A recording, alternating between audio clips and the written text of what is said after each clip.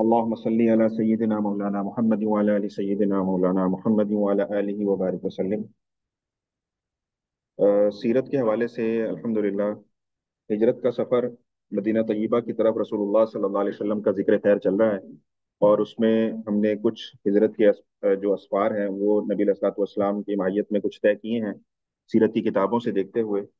اس میں ایک واقعہ جو پیش آیا تھا وہ اسی سفر میں ہم نے جو پیچھے کچھ واقعات پڑھے تھے، میں اس کو کچھ منٹ میں آپ کے سامنے دہرا دیتا ہوں۔ ایک تو ہم نے یہ پڑھا تھا کہ رسول اللہ صلی اللہ علیہ وسلم 3 دن غار ثور میں قیام فرمایا آپ نے، ابو بکر صدیق رضی اللہ تعالیٰ عنہ آپ کے ساتھ تھے، اور اس کے بعد وہاں سے آپ آگے چلے ہیں تو آگے چلنے کے سفر میں کچھ ایسے واقعات پیش آئے کہ وہ سیرت کی کتابوں کا باقاعدہ حصہ بنے۔ کچھ ایسی شخصیات اس سفر میں نبی علیہ الصلوۃ والسلام کی ساتھ ملاقات ہوئی کہ وہ جو ہے وہ ان کا ذکر جو ہے وہ امر ہو گیا سیرت کی کتابوں میں، اور رہتی دنیا تک ان کا ذکر خیر کیا جاتا رہے گا۔ اس میں ہم نے ایک واقعہ پڑھا تھا حضرت ام معبد رضی اللہ تعالیٰ عنہ کا، کہ ام معبد رضی اللہ تعالیٰ عنہ کے خیمے پر سے نبی علیہ الصلوۃ والسلام کا گزر ہوا تھا، اور ہم نے ایک نقشہ بھی دیکھا تھا اس سفر کے ہجرت کے سفر میں رسول اللہ صلی اللہ علیہ وسلم کا، یہ والا۔ اس میں ہم نے دیکھا تھا کہ آپ علیہ الصلوۃ والسلام جبل سور سے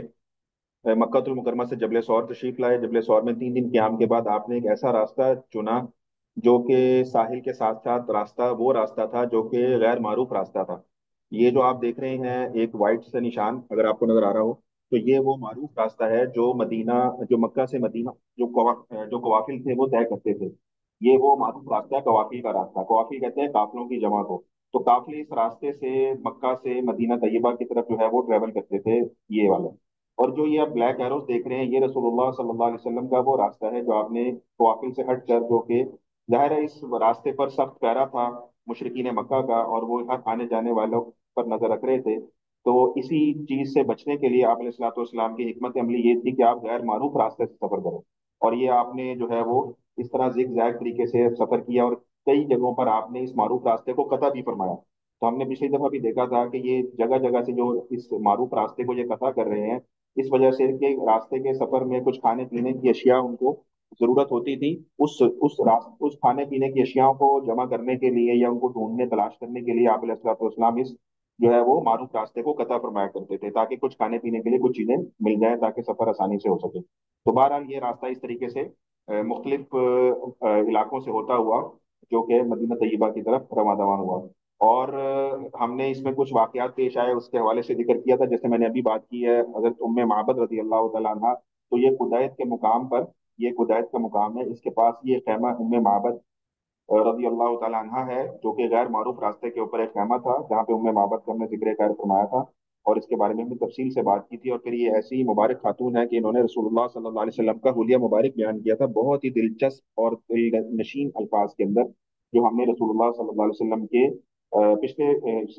قسط میں جو ہے وہ اس کا پورا ملاحظہ کیا تھا۔ اس کے بعد آپ علیہ السلام والسلام اسی طرح مختلف مقامات سے گزرتے ہوئے جو ہے وہ آگے اپنی سفر کی طرف رواں دواں ہے۔ اسی راستے کے اوپر ایک اور واقعہ بھی پیش آیا جو کہ سراقہ بن مالک رضی اللہ تعالیٰ عنہ کی ملاقات کا واقعہ ہے، کہ سراقہ بن مالک جو تھے یہ بنو مدلج کے سردار تھے، بنو مدلج ایک قبیلہ تھا، اس کے یہ سردار تھے سراقہ بن مالک۔ تو یہ ان سے راستے میں نبی علیہ الصلوۃ والسلام کی کیسے ملاقات ہوئی؟ تو اس کا واقعہ یہ ہے کہ جب قریش نے یہ دیکھا کہ رسول اللہ صلی اللہ علیہ وسلم جو ہے وہ مکہ المکرمہ سے جا چکے ہیں، اور یہ جو انہوں نے مقرر کیے تھے آپ علیہ الصلوۃ والسلام کے گھر کے باہر 11 جنگجو، اور آپ ان کی جو ہے وہ سروں پر مٹی ڈالتے ہوئے اللہ تعالیٰ کے حکم سے وہاں سے تشریف لے گئے، تو وہ ان کے پاؤں کے نیچے سے گویا زمین نکل گئی کہ یہ کیا ہوا؟ ہم تو دیکھ رہے ہیں کوڑ میں سے کہ اندر کوئی شخص جو ہے وہ لیٹے ہوئے ہیں بستر پر سبز چادر اوڑھ کر، تو ہم تو یہ سمجھ رہے تھے کہ یہ رسول اللہ صلی اللہ علیہ وسلم ہے، لیکن وہ تو حضرت علی رضی اللہ تعالیٰ عنہ تھے۔ جب وہ بیدار ہوئے تو ان کو پتہ لگا، تو انہوں نے کیا کیا کہ انہوں نے ہر ممکن یعنی ایڑی چوٹی کا زور لگایا اس بات کے اوپر کہ ہم رسول اللہ صلی اللہ علیہ وسلم کی تلاش میں جو ہو سکا وہ کریں گے۔ تو انہوں نے یہ کیا کہ انہوں نے ایک انعام رکھا کہ جو شخص بھی حضرت محمد صلی اللہ علیہ وسلم اور حضرت ابوبکر صدیق رضی اللہ تعالیٰ عنہ کو تلاش کر کے لے کر آئے گا، اس کو 100 اونٹ فی کس انعام دیا جائے گا۔ 100 اونٹ بہت بڑی ایسی رقم ہے کہ اس دور میں، کیونکہ اونٹ بہت قیمتی سواری ہوا کرتی تھی، تو یہ چیز ان کے لیے بہت زیادہ ایک لالچ کا باعث تھی کہ وہ نبی علیہ الصلوۃ والسلام کی تلاش میں ہر ممکن کوشش کریں کہ کسی نہ کسی طرح سے رسول اللہ صلی اللہ علیہ وسلم جو ہے ان کو مل جائیں۔ تو रसूलुल्लाह सल्लल्लाहु अलैहि वसल्लम के मिलने और अबू बकर सिद्दीक रजी अल्लाह तआला अन्हु क्योंकि आप अलैहिस्सलातु वस्सलाम के साथ थे, तो उन्होंने ये किया कि इन दोनों के ऊपर 100 ऊँटों का इनाम रखा कि जो भी इनको लेकर आएगा जिंदा या इसके अलावा किसी और हालत के अंदर, तो उसको हम जो है वो इतने इतने ऊँट जो है वो इनाम में देंगे। तो इसी जो ताकुब के लालच में एक वाकया, मुख्तलिफ लोगों ने इसमें अटेम्प्ट की, नबी सल्लल्लाहु अलैहि वसल्लम को ढूंढने की कोशिश की और आपके पीछे गए। उनमें एक ये सुराका बिन मालिक भी थे। तो ये अपना वाकया बयान करते हैं, ये बाद में मुसलमान हो गए और सहाबी रसूल बन गए। तो ये अपना वाकया ये बयान करते हैं कि ये अपनी मजलिस में बैठे हुए थे मक्का के अंदर। इनको करने थे अपना काम, हम अपना वाकया जारी रखते हैं इंशाल्लाह, ये कर लेंगे इंशाल्लाह इसको सब। तो जो सुराका बिन मालिक थे वो अपनी अपने मजलिस में बैठे हुए थे मक्का के अंदर। तो ये कहते हैं कि एक शख्स आया, बनु मुदलिज का एक शख्स आया और उसने कहा कि ए मेरे आका, ए मेरे सरदार, यानी सुराका बिन मालिक को कहा कि मैंने कुछ लोगों को देखा है जो समंदर के किनारे किनारे जो है ना वो जा रहे थे। तो मुझे मुझे यकीन है या मुझे गुमान है कि ये वही लोग ना हो जिनकी तलाश में मक्के वाले फिर रहे हैं। तो सुराका बिन मालिक ने जब ये सुना ना, तो उन्होंने 100 ऊँटों का इनाम था, तो उन्होंने इस लालच में कि कहीं किसी और कोई और शख्स जो है ये बात सुनकर उसकी तलाश में ना निकल पड़े, तो कहते मैंने फौरन कहने वाले का जो ध्यान था वो हटा दिया कि नहीं नहीं नहीं, वो लोग नहीं हो सकते, ये तो कोई और लोग हैं, तो मैं जानता हूँ, ये तो फलां लोग हैं, मैं देख कर आया हूँ, ये तो फलां कबीले वाले हैं जो कि किसी तिजारत के सफर पे जो है ना उस तरफ जा रहे हैं, शाम की तरफ, तो ये वो लोग नहीं है। तो सुराका बिन मालिक कहते हैं कि उसकी इस इत्तला देने पर मेरा दिल ठुक गया इस बात के कि ये वही लोग हैं, आप अलैहिस्सलातु वस्सलाम। तो मैंने, क्योंकि 100 ऊँट का इनाम था, तो मैंने कहा कि ये इनाम क्योंकि मैं लूं, तो मैंने इसलिए जितने अहले मजलिस लोग थे उनका ध्यान यहाँ से हटा दिया और चुपचाप मैंने अपनी बांदी को कहा, इतला की कि अपनी बांदी को कि जो है ना मेरा सबसे तेज रफ्तार घोड़ा तैयार करो सफर के लिए।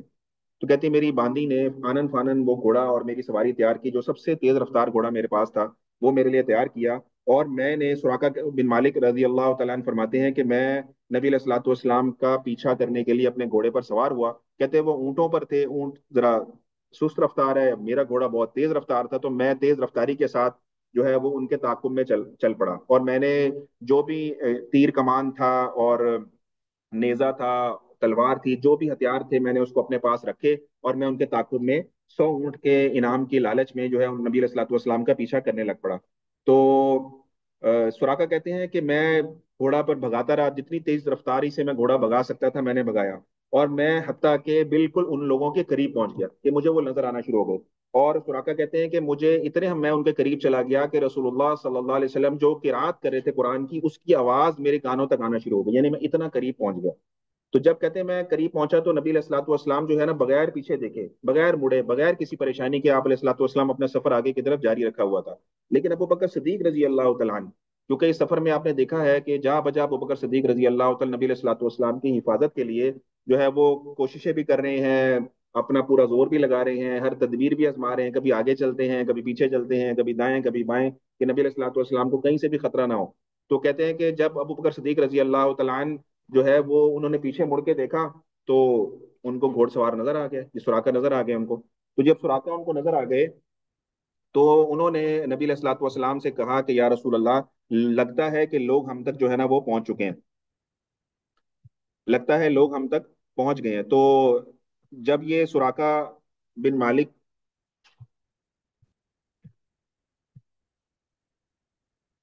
जब सुराका बिन मालिक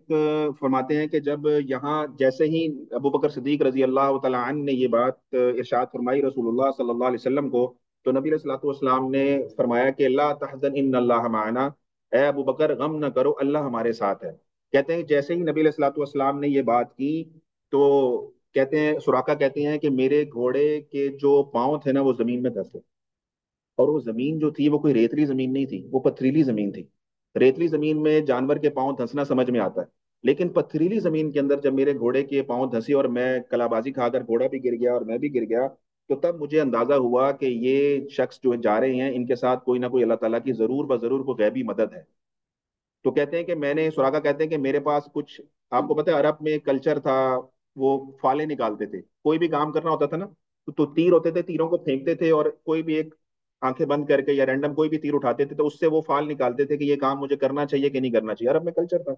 تو سراقہ کہتے ہیں میرے پاس تیر تھے، وہ تیر میں نے پھینکے، اور میں نے ایک تیر اٹھایا اس فال کے اس میں کہ مجھے کیا ان کا پیچھا کرنا چاہیے کہ نہیں کرنا چاہیے. تو کہتے ہیں کہ جب میں نے وہ فال میں سے ایک تیر اٹھایا تو وہ تیر نکلا جو مجھے سب سے زیادہ ناپسندیدہ تھا. یعنی اس بات کا مطلب یہ ہے کہ وہ تیر نکلا کہ، یعنی کہ آپ سمجھ لیں کہ جس پر لکھا ہوا تھا کہ پیچھا نہ کرو، جیسے پرچیاں ڈال کے انسان پرچیاں اٹھاتا ہے یس اور نو کی، تو وہ نو والا تیر جو ہے وہ نکل آیا، سب سے ناپسندیدہ تیر. تو کہتے ہیں کہ میں بڑا حیران ہوا. فال میں تو نکلا تھا کہ پیچھا نہیں کرنا، لیکن 100 اونٹوں کا لالچ وہ دماغ میں تھا کہ جو نبی علیہ الصلوۃ والسلام کو زندہ یا کسی اور حالت میں گرفتار کرے گا تو اس کو 100 اونٹ ملیں گے. تو کہتے ہیں کہ 100 اونٹ کی لالچ میں نے دوبارہ سے ان کا پیچھا کرنا شروع کیا. کہتے ہیں کہ اب میں تھوڑا سا اور آگے گیا تھا کہ رسول اللہ صلی اللہ علیہ وسلم نے، کیونکہ ابو بکر صدیق رضی اللہ تعالیٰ نے کو یہ فرمایا تھا کہ لا تحزن ان اللہ معنا، اور اس کے ساتھ ساتھ اللہ تعالیٰ کے حضور نبی علیہ الصلوۃ والسلام نے دعا بھی فرمائی. کتابوں میں دعا کا بھی لکھا ہوا ہے کہ اللہ تعالیٰ کے حضور نبی علیہ الصلوۃ والسلام نے دعا یہ فرمائی کہ یا اللہ آپ ہماری ہماری کفایت کیجیے، ہماری مدد کیجیے جیسے آپ چاہیں. تو کہتے ہیں کہ میں دوبارہ جب اٹھ کے ان کے پیچھے گھوڑے پر سوار ہوا اور دوبارہ میں نے بھگانا شروع کیا گھوڑے کو، تو دوبارہ جو ہے وہ گھوڑے کے پاؤں جو ہے زمین میں دھس گئے دوسری مرتبہ. تو میں پھر گر گیا، اور پھر میں نے جو ہے وہ فال نکالی، اور پھر فال میں وہی ناپسندیدہ تیر آیا. تو میں حیران ہوا اس بات کے اوپر. بہرحال اس وقت میں نے جو ہے وہ اپنے دل کی آواز کو سنا کہ میرا دل میں یہ آواز آ رہی تھی کہ ان لوگوں کا پیچھا نہ کرو، اور اس لیے کہ ان کے ساتھ کوئی اللہ کی ضرور بضرور کوئی غیبی مدد ہے. اور مجھے خوراکہ کہتے ہیں یقین ہو چلا کہ ان قریب رسول اللہ صلی اللہ علیہ وسلم ضرور بضرور غالب آنے والے ہیں. کہتے ہیں مجھے اس بات کا یقین ہو گیا. اور کہتے ہیں کہ اتنی دیر میں نبی علیہ الصلوۃ والسلام کے قریب پہنچا. تو نبی علیہ الصلوۃ والسلام کو میں نے قریب جا کر کہا کہ یا رسول اللہ، اس وقت یہ مسلمان نہیں ہوئے تھے. بہرحال انہوں نے کہا کہ میں آپ لوگوں کا پیچھا نہیں کرنا چاہتا، آپ بس میرے حق میں دعا کر دیں، آپ میرے لیے دعا کریں، میں آپ کا پیچھا نہیں کرنا چاہتا. تو اس پر رسول اللہ صلی اللہ علیہ وسلم نے سراقہ سے یہ فرمایا کہ اے سراقہ، وہ کیا دن ہوگا جب کسرا کے کنگن تجھے پہنائے جائیں گے. نبی علیہ الصلوۃ والسلام کس حالت میں جا رہے ہیں؟ چند ہزار کی آبادی مکہ کی، ان سے تنگ ہو کر اپنا شہر چھوڑ کر کسی دوسرے شہر جا رہے ہیں، اور چھپتے چھپاتے، اور یہ سارے لوگ آپ کے علیہ الصلوۃ والسلام کے پیچھے ہیں. لیکن خوشخبری کیا دے رہے ہیں اس موقع کے اوپر کہ کسرا جو سپر پاور تھی، جو فارس کا بادشاہ تھا کسرا، اس کا محل فتح ہوگا اور اس کے کنگن سونے کے تجھے پہنائے جائیں گے. یہ نبی علیہ الصلوۃ والسلام بشارت دے رہے ہیں. اور کتابوں میں لکھا ہوا ہے کہ حضرت عمر رضی اللہ تعالیٰ عنہ کے زمانے میں کسرا کا جو محل تھا وہ فتح ہوا، اور جب مال غنیمت اکٹھا ہوا، تو جب سارا مال غنیمت اکٹھا ہوا تو سونے کے کنگن وہاں نہیں تھے.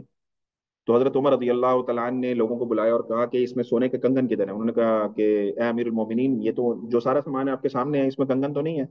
تو عمر رضی اللہ تعالیٰ عنہ نے فرمایا کہ ابو بکر صدیق رضی اللہ تعالیٰ عنہ دنیا سے جاتے ہوئے مجھے یہ کہہ گئے تھے بات کہ کسرا کا محل فتح ہوگا اور سونے کے کنگن وہاں پہ تمہیں ملیں گے، اور وہ کنگن جو ہے وہ سراقہ کو دینے ہیں، یہ رسول اللہ صلی اللہ علیہ وسلم کا حکم ہے. تو کہتے ہیں کہ یہ ہو ہی نہیں سکتا کہ اس میں کنگن نہ ہو. سارا سامان کو دو، دوبارہ سے کھولو، سارا سامان دوبارہ چیک کرو. تو روایات میں آتا ہے کہ جب دوبارہ سارا سامان چیک کیا گیا تو نیچے کہیں وہ دبے ہوئے تھے، وہ سونے کے کنگن نکل آئے. تو عمر رضی اللہ تعالیٰ نے سراقہ اس وقت بیمار تھے، ان کو بلایا، کچھ لوگوں کے سہارے وہ آئے، اور حضرت عمر رضی اللہ تعالیٰ عنہ نے جو ہے وہ کنگن جو ہے وہ خود ان کو پہنائے، سراقہ بن مالک کو. اور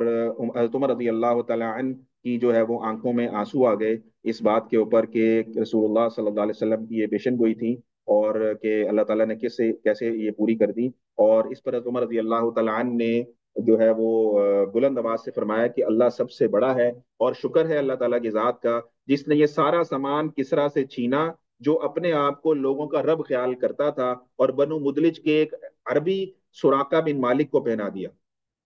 تو فرمایا کہ پھر سراقوں کو سوار کیا گیا اور مدینے کی گلیوں میں ان کو اس حال میں گزارا گیا کہ لوگ ان کے گرد جو ہے وہ چکر لگاتے تھے، اور سراقہ حضرت عمر رضی اللہ تعالیٰ عنہ کی بات کو بار بار اونچی آواز سے دہرا رہے تھے جو حضرت عمر رضی اللہ تعالیٰ عنہ نے ان کے بارے میں ارشاد فرمائی. بہرحال یہ سراقہ بن مالک رضی اللہ تعالیٰ عنہ کا جو ہے وہ واقعہ ہے جو کہ رسول اللہ صلی اللہ علیہ وسلم کی ہجرت کے سفر میں پیش آیا. اچھا، اس بات کے اوپر اسی واقعے میں لکھا ہوا ہے کہ سراقہ بن مالک نے جب رسول اللہ صلی اللہ علیہ وسلم سے درخواست کی کہ یا رسول اللہ میرے لیے دعا کیجیے، میں اب آپ لوگوں کا پیچھا نہیں کروں گا، بلکہ کیا کروں گا کہ جو آپ میں واپس جاؤں گا، اور جو آپ کی تلاش میں لوگ آ بھی رہے ہوں گے نا، ان کو بھی میں جو ہے وہ اس راستے سے ہٹا دوں گا کہ میں سارا چیک کر کے آ گیا ہوں، آگے کوئی نہیں ہے، تو واپس چلو. کہتے یا رسول اللہ میں آپ تک اب لوگوں کو، آنے والے لوگوں کو بھی آپ تک پہنچنے نہیں دوں گا. تو آپ اس سے یہ اندازہ لگائیے کہ جو رسول اللہ صلی اللہ علیہ وسلم کی تلاش میں آ رہا تھا شخص، جو کہ آپ علیہ الصلوۃ والسلام کو پکڑنے گرفتار کرنے آ رہا تھا، وہی نبی علیہ الصلوۃ والسلام کا بعد میں محافظ بن گیا کہ لوگوں کو اس راستے سے ہٹانے لگ پڑا۔ تو اس بات کے اوپر رسول اللہ صلی اللہ علیہ وسلم سے سراقہ بن مالک نے کہا کہ یا رسول اللہ، مجھے یقین ہے کہ عنقریب آپ غالب آنے والے ہیں، تو میں یہ چاہتا ہوں کہ آپ کوئی نامہ کوئی ایسا مجھے نامہ امن لکھ دیں، کوئی ایسی امن کی بات لکھ دیں میرے لیے کہ کل کو جو ہے وہ میں مجھے اس سے امن حاصل ہو جائے۔ تو رسول اللہ صلی اللہ علیہ وسلم نے عامر بن فہیرہ، یہ کون تھے؟ یہ ابوبکر صدیق رضی اللہ تعالیٰ عنہ کے آزاد کردہ غلاموں میں سے تھے، جو کہ اس سفر میں ان کے ساتھ تھے۔ تو نبی علیہ الصلوۃ والسلام نے ان کو ارشاد فرمایا کہ ان کو چمڑے کے اوپر کچھ تحریر لکھ دو امن کی۔ تو عامر بن فہیرہ رضی اللہ تعالیٰ عنہ نے چمڑے کے اوپر جو ہے وہ امن کی تحریر ان کو لکھ کر دے دی، اس کے بعد وہ وہاں سے رخصت ہو گئے۔ تو یہ جو ہے وہ سراقہ بن مالک کا واقعہ تھا جو کہ اس سفر میں پیش آیا۔ اچھا، اس سفر میں دو تین باتیں اور بھی لکھی ہوئی ہیں کہ ایک واقعہ یہ بھی لکھا ہوا ہے کہ حضرت جو زبیر رضی اللہ تعالیٰ عنہ تھے، وہ تجارتی قافلے سے شام سے نا واپس آ رہے تھے، وہ تجارتی قافلے پر گئے ہوئے تھے اور شام سے واپس آ رہے تھے۔ تو رسول اللہ صلی اللہ علیہ وسلم کو اس سفر میں، ہجرت کے سفر میں، اللہ کی شان کے یہ دونوں مل گئے آپس میں۔ یہ مدینہ کے قریب پہنچنے سے پہلے جو ہے وہ نبی علیہ الصلوۃ والسلام سے ان کی ملاقات ہوئی، اور انہوں نے رسول اللہ صلی اللہ علیہ وسلم کو بہت ہی قیمتی قسم کے جو لباس تھے، یہ شام سے کو لے کر آ رہے تھے لباس کپڑا وغیرہ سفید، تو انہوں نے رسول اللہ صلی اللہ علیہ وسلم کو وہ سفید لباس جو ہے وہ ہدیہ کیا، جس کو رسول اللہ صلی اللہ علیہ وسلم اور ابو بکر صدیق رضی اللہ تعالیٰ عنہ نے زیب تن فرمایا، اور جب مدینہ میں جب یہ داخل ہوئے ہیں تو انہوں نے یہی لباس، صاف ستھرا چمکدار لباس سفید رنگ کا پہنا ہوا تھا۔ تو کتابوں میں لکھا ہوا ہے کہ حضرت زبیر رضی اللہ تعالیٰ عنہ نے نبی علیہ الصلوۃ والسلام کو ہدیتاً تحفتاً یہ پیش کیا تھا۔ کئی کتابوں میں یہ بھی لکھا ہوا ہے کہ یہ حضرت زبیر نہیں تھے بلکہ حضرت طلحہ رضی اللہ تعالیٰ عنہ تھے، اور کئی کتابوں میں لکھا ہوا ہے کہ یہ دونوں ہی حضرات تھے، یہ دونوں ہی کٹھے واپس آ رہے تھے۔ بہرحال جو بھی ہے، انہوں نے جو ہے وہ نبی علیہ الصلوۃ والسلام کو اور ابو بکر صدیق رضی اللہ تعالیٰ عنہ کو یہ سفید لباس جو ہے وہ ہدیہ دیا، جو کہ نبی علیہ الصلوۃ والسلام نے زیب تن فرمایا۔ اچھا، اس سفر میں کیونکہ بہت سارے لوگوں کا یہ تھا کہ یہ نبی علیہ الصلوۃ والسلام تک پہنچیں اور یہ 100 اونٹ کا جو انعام تھا اس کو، اس پہ حقدار بن جائیں، اس کو حاصل کر لیں، کیونکہ 100 اونٹ، میں نے آپ کو بتایا کہ بہت ہی قیمتی اونٹ، بہت قیمتی سواری تھی، جیسے ہمارے یہاں کاریں ہیں آج کل، کرولا ہے اور بھی اس طرح کی ہونڈا ہے اور اس طرح کی بہت ساری کاریں ہیں قیمتی قسم کی، تو کسی کو یہ کہا جائے کہ یار فلاں کام کرو تمہیں 100 کاریں ملیں گی، 100 گاڑیاں تمہیں انعام کے طور پر ملیں گی، تو ایک بہت بڑا انعام ہے۔ تو اس دور میں ان کو یہ 100 اونٹ کا انعام فی کس، یعنی کہ ابوبکر صدیق رضی اللہ تعالیٰ عنہ پہ الگ 100 اونٹ اور رسول اللہ صلی اللہ علیہ وسلم پر الگ 100 اونٹ، تو 200 اونٹ یعنی گویا کہ یہ انعام، تو یہ جس کے ہاتھ بھی لگتا تو وہ بہت بڑی ایک رقم تھی۔ اس کی وجہ سے بہت سارے لوگوں نے یہ جو مشن تھا ڈھونڈنے والا، اس پر جو ہے وہ اپنے اپنے جو ہے وہ صلاحیتیں لگانا شروع کی۔ ان میں ایک اور صاحب کا نام آتا ہے جو کہ آپ کے سامنے سلائڈ پہ نظر آ رہا ہے، حضرت بریدہ اسلمی رضی اللہ تعالیٰ عنہ۔ یہ بھی انعام کے اسی لالچ کے اندر نبی علیہ الصلوۃ والسلام کو ڈھونڈنے کی خاطر ہجرت کے سفر پر نبی علیہ الصلوۃ والسلام کے پیچھے گئے، اور ان کے ساتھ یہ اکیلے نہیں تھے، ان کے ساتھ 70 لوگ اور تھے، ان کے قبیلے کے جنگجو قسم کے لوگ 70 افراد اور تھے، جو کہ نبی علیہ الصلوۃ والسلام کو ڈھونڈنے کے لیے جو ہے وہ تلاش میں جو ہے وہ پھر رہے تھے۔ تو یہ رسول اللہ صلی اللہ علیہ وسلم تک اللہ کی شان کے یہ بھی پہنچ گئے، یہ بھی جو ہے وہ رسول اللہ صلی اللہ علیہ وسلم کے پاس پہنچ گئے، اور جب انہوں نے نبی علیہ الصلوۃ والسلام کو پا لیا تو ان کے بارے میں بھی لکھا ہے کہ نبی علیہ الصلوۃ والسلام کی جب یہ قریب پہنچے ہیں تو آپ علیہ الصلوۃ والسلام نے ان سے یہ سوال کیا کہ من انتا، تو کون ہے؟ تو انہوں نے جواب دیا کہ انا بریدہ، کہ یا رسول اللہ میں بریدہ ہوں۔ بریدہ کہتے ہیں عربی میں ٹھنڈک کو، ٹھنڈ کو کہتے ہیں نا، بارد، ٹھنڈ، ٹھنڈا، تو یہ بریدہ ہے ٹھنڈک سے۔ تو نبی علیہ الصلوۃ والسلام نے جب انہوں نے کہا نا انا بریدہ، کہ میں بریدہ ہوں، تو نبی علیہ الصلوۃ والسلام نے بطور تفاؤل کے، تفاؤل عربی میں کہتے ہیں نیک فال نکالنا یا نیک گمان کرنا، یعنی کہ کسی کے نام سے اچھی تعبیر کرنا، اس کو عربی میں کہتے ہیں تفاؤل کرنا۔ تو نبی علیہ الصلوۃ والسلام کی آپ دیکھیں حکمت عملی کہ آپ علیہ الصلوۃ والسلام نے فوراً ان کے اس بریدہ نام سے تفاؤل فرمایا ٹھنڈک کا، اور آپ نے فوراً ابوبکر صدیق رضی اللہ تعالیٰ عنہ کی طرف چہرہ انور فرمایا اور فرمایا کہ اے ابوبکر،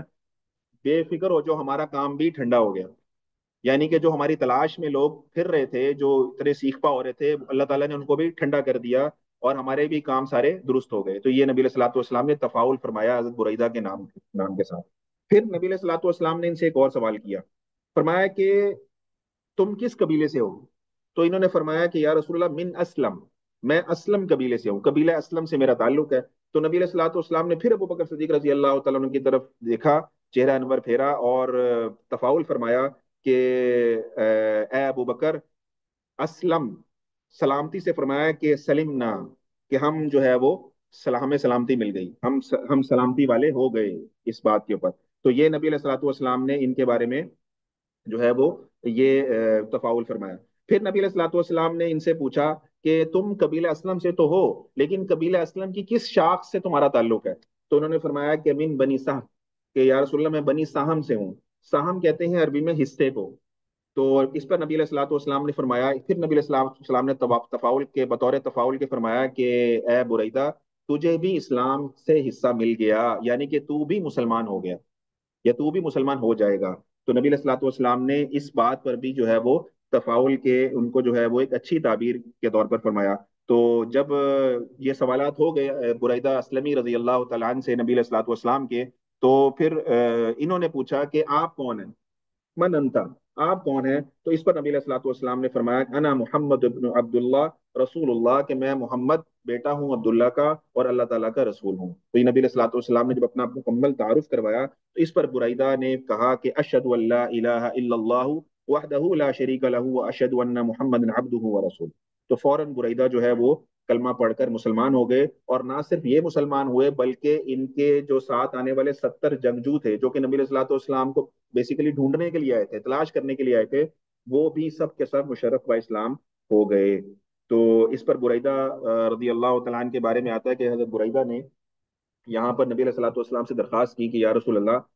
आप क्योंकि मदीनातुल मुनव्वरा तशरीफ ले जा रहे हैं, तो बहुत बड़ा ये मौका भी है और अरब में कल्चर भी था कि या रसूल अल्लाह आपका कोई ना कोई जो है वो झंडा होना चाहिए जो आपके हाथ में हो, जब आप मदीना में दाखिल हो तो आपके हाथ में कोई ना कोई झंडा होना चाहिए। तो इस पर जो है वो नबी सल्लल्लाहु अलैहि वसल्लम ने अपना इमामा मुबारक उतारा और अपने ही नेज़े के ऊपर अपना इमामा मुबारक को रखा और हजरत बुरैदा को फरमाया कि बुरैदा, क्योंकि तुमने ये बात की है झंडा होना चाहिए, तो जब झंडा भी तुम ही संभालो। तो उन्हीं को जो है वो झंडा जो है वो नबी सल्लल्लाहु अलैहि वसल्लम ने इनायत फरमा दिया। और किताबों में लिखा हुआ है कि जब आप मदीनतुल मुनव्वरा में एंटर हुए हैं नबी सल्लल्लाहु अलैहि वसल्लम, तो बुरैदा जो थे रजी अल्लाह तआला अन्हु नबी सल्लल्लाहु अलैहि वसल्लम के आगे आगे थे और यही इमामा मुबारक के जो बनाया था झंडे के तौर पर, ये उनके हाथ में मौजूद था। तो इस हालत में जो है ये मदीनतुल मुनव्वरा में दाखिल हुए। तो ये वाकया है कि हजरत बुरैदा असलमी रजी अल्लाह तआला अन्हु जो है वो इस सफर के, इस हिजरत के सफर में नबी सल्लल्लाहु अलैहि वसल्लम के जो है वो साथ मदीनतुल मुनव्वरा में दाखिल हुए। तो हमारी ये दो वाकयात थे जो कि पिछले सबक के थे, जो कि रहते थे गुज़िश्ता सबक के। और आज अभी हम इंशाल्लाह अपने सबक का, आज की क्लास का भी आगाज करते हैं। आज की क्लास में इंशाल्लाह ताला हम नबी सल्लल्लाहु अलैहि वसल्लम क्योंकि बिल्कुल मदीनतुल मुनव्वरा के करीब पहुंच चुके हैं, हिजरत के हमारे टॉपिक चल रहे हैं और हिजरत का हमारा आज चौथा तकरीबन ये सबक है और इंशाल्लाह आज ये मुकम्मल भी हो जाएगा। तो हुजूर सल्लल्लाहु अलैहि वसल्लम जो है कुबा की बस्ती में, कुबा मदीनतुल मुनव्वरा से 3 या 4 मील पहले एक छोटी सी बस्ती थी जिसमें औस, जो आपको बताया था कि मदीनतुल मुनव्वरा के दो मुशरिक कबाइल थे, एक औस और एक खजरज। तो जो औस थे वो कुबा में आबाद थे और खजरत जो थे ये मदीनतुल मुनव्वरा के करीब आबाद थे। तो नबी सल्लल्लाहु अलैहि वसल्लम सबसे पहले जो है वो कुबा की बस्ती में आप अलैहिस्सलातु वस्सलाम दाखिल हुए हैं मदीनतुल मुनव्वरा में जाने से पहले, और कुछ दिन आपने यहाँ क्याम किया। कई लोग कहते हैं, कई सीरत निगारों ने लिखा है कि आपने 4 दिन के करीब क्याम फरमाया। कई सीरत निगार कहते हैं कि आपने 10 दिन क्याम किया, कई कहते हैं कि आपने 14 दिन क्याम किया। तो बहरहाल कुछ ना कुछ दिन नबी सल्लल्लाहु अलैहि वसल्लम ने कुबा की बस्ती में जो है वो कलसूम बिन हदम रजी अल्लाह तआला अन्हु के मकान पर क्याम फरमाया था। तो इसका भी इंशाल्लाह हम अभी आज तस्करा करेंगे। फिर नबी सल्लल्लाहु अलैहि वसल्लम यहाँ से मदीनतुल मुनव्वरा तशरीफ ले गए, उसका भी इंशाल्लाह आज के सबक में तस्करा होगा। और फिर एक बहुत ही अहम हमारा एक टॉपिक है हिजरी कैलेंडर के बारे में। कि जो आज हम देखते हैं कि हिजरी कैलेंडर चलते हैं, जैसे ये 1446 हिजरी चल रही है, तो ये इस हिजरी कैलेंडर का आगाज कब हुआ था और इसकी जो है वो वजह तस्मिया क्या बनी, तो इसके बारे में इंशाल्लाह मुख्तसर सी बात होगी। फिर इसके अलावा कुछ और भी दीगर टॉपिक्स हम आज के सबक में कवर करेंगे। तो सबसे पहले देखते हैं कि रसूलुल्लाह सल्लल्लाहु अलैहि वसल्लम का कुबा की बस्ती में दाखिल होना। जैसे कि आप लोग, अच्छा इसमें ना एक और बात भी है, इससे पहले कि हम कुबा की बस्ती की तरफ चलें, एक और वाकया जो किताबों में लिखा हुआ है कि इस मौके के ऊपर एक और कुछ और लोगों से भी मुलाकात हुई। इनमें दो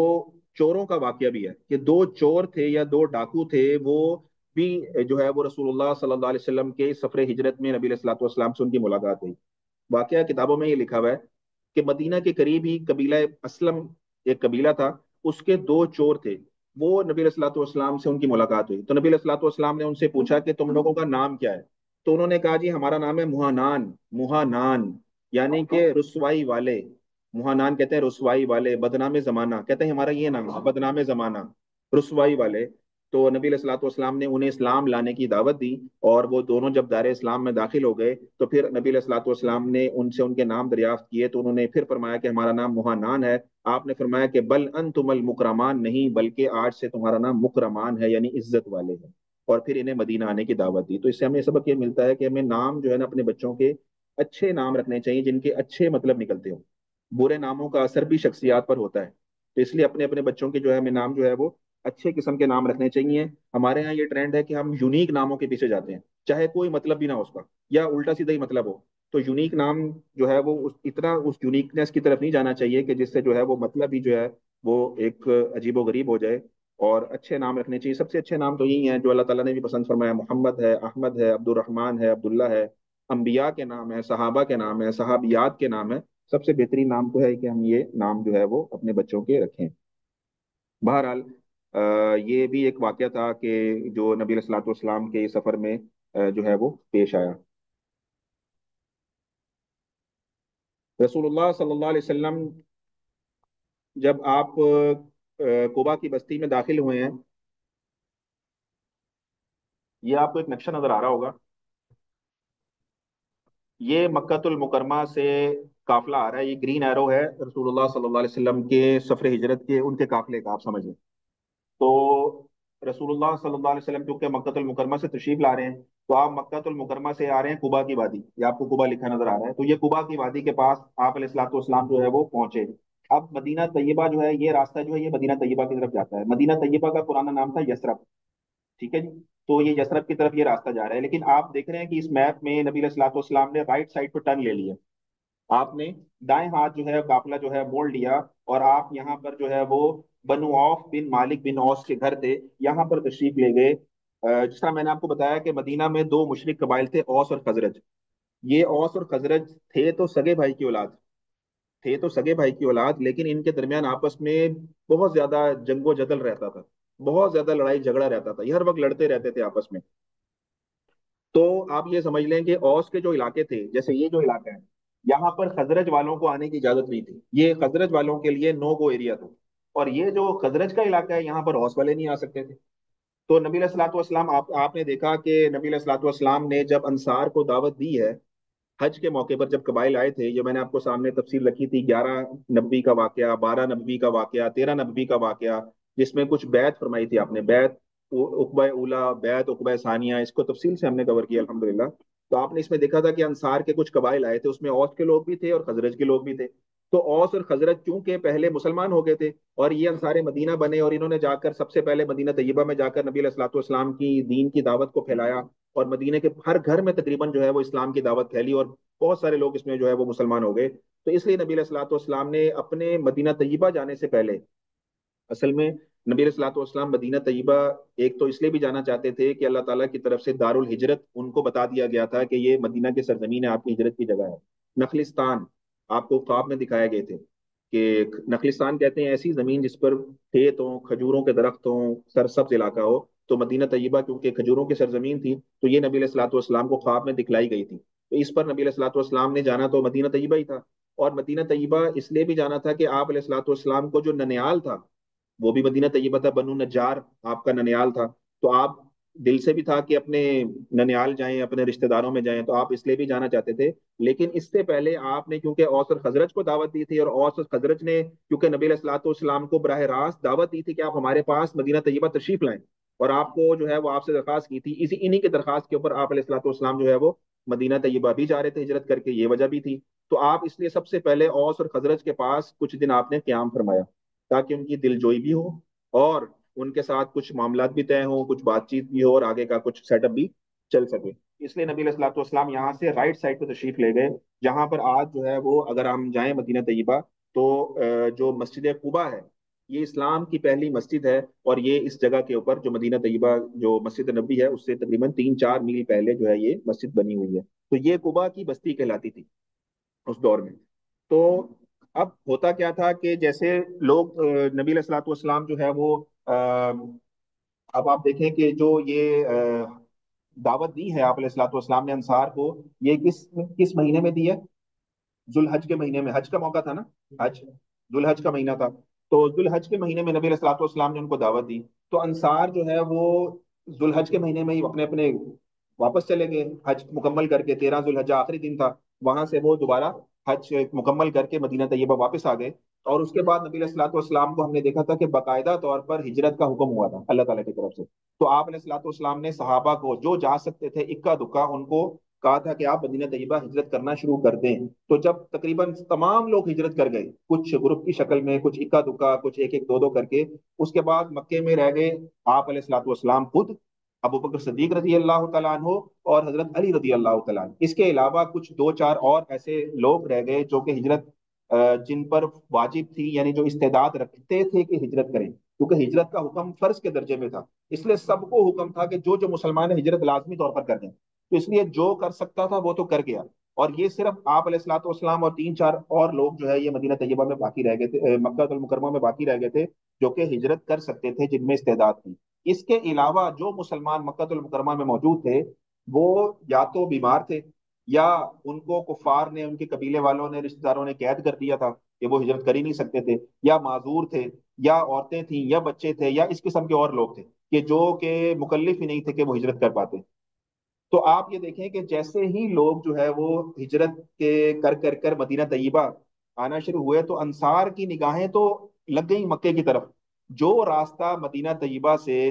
مکہ المکرمہ سے مدینہ طیبہ آ رہا تھا، جیسے آپ سمجھ لیں کہ یہ راستہ ہے، اس راستے کے اوپر انصار جو ہے وہ صبح آ کے بیٹھ جاتے تھے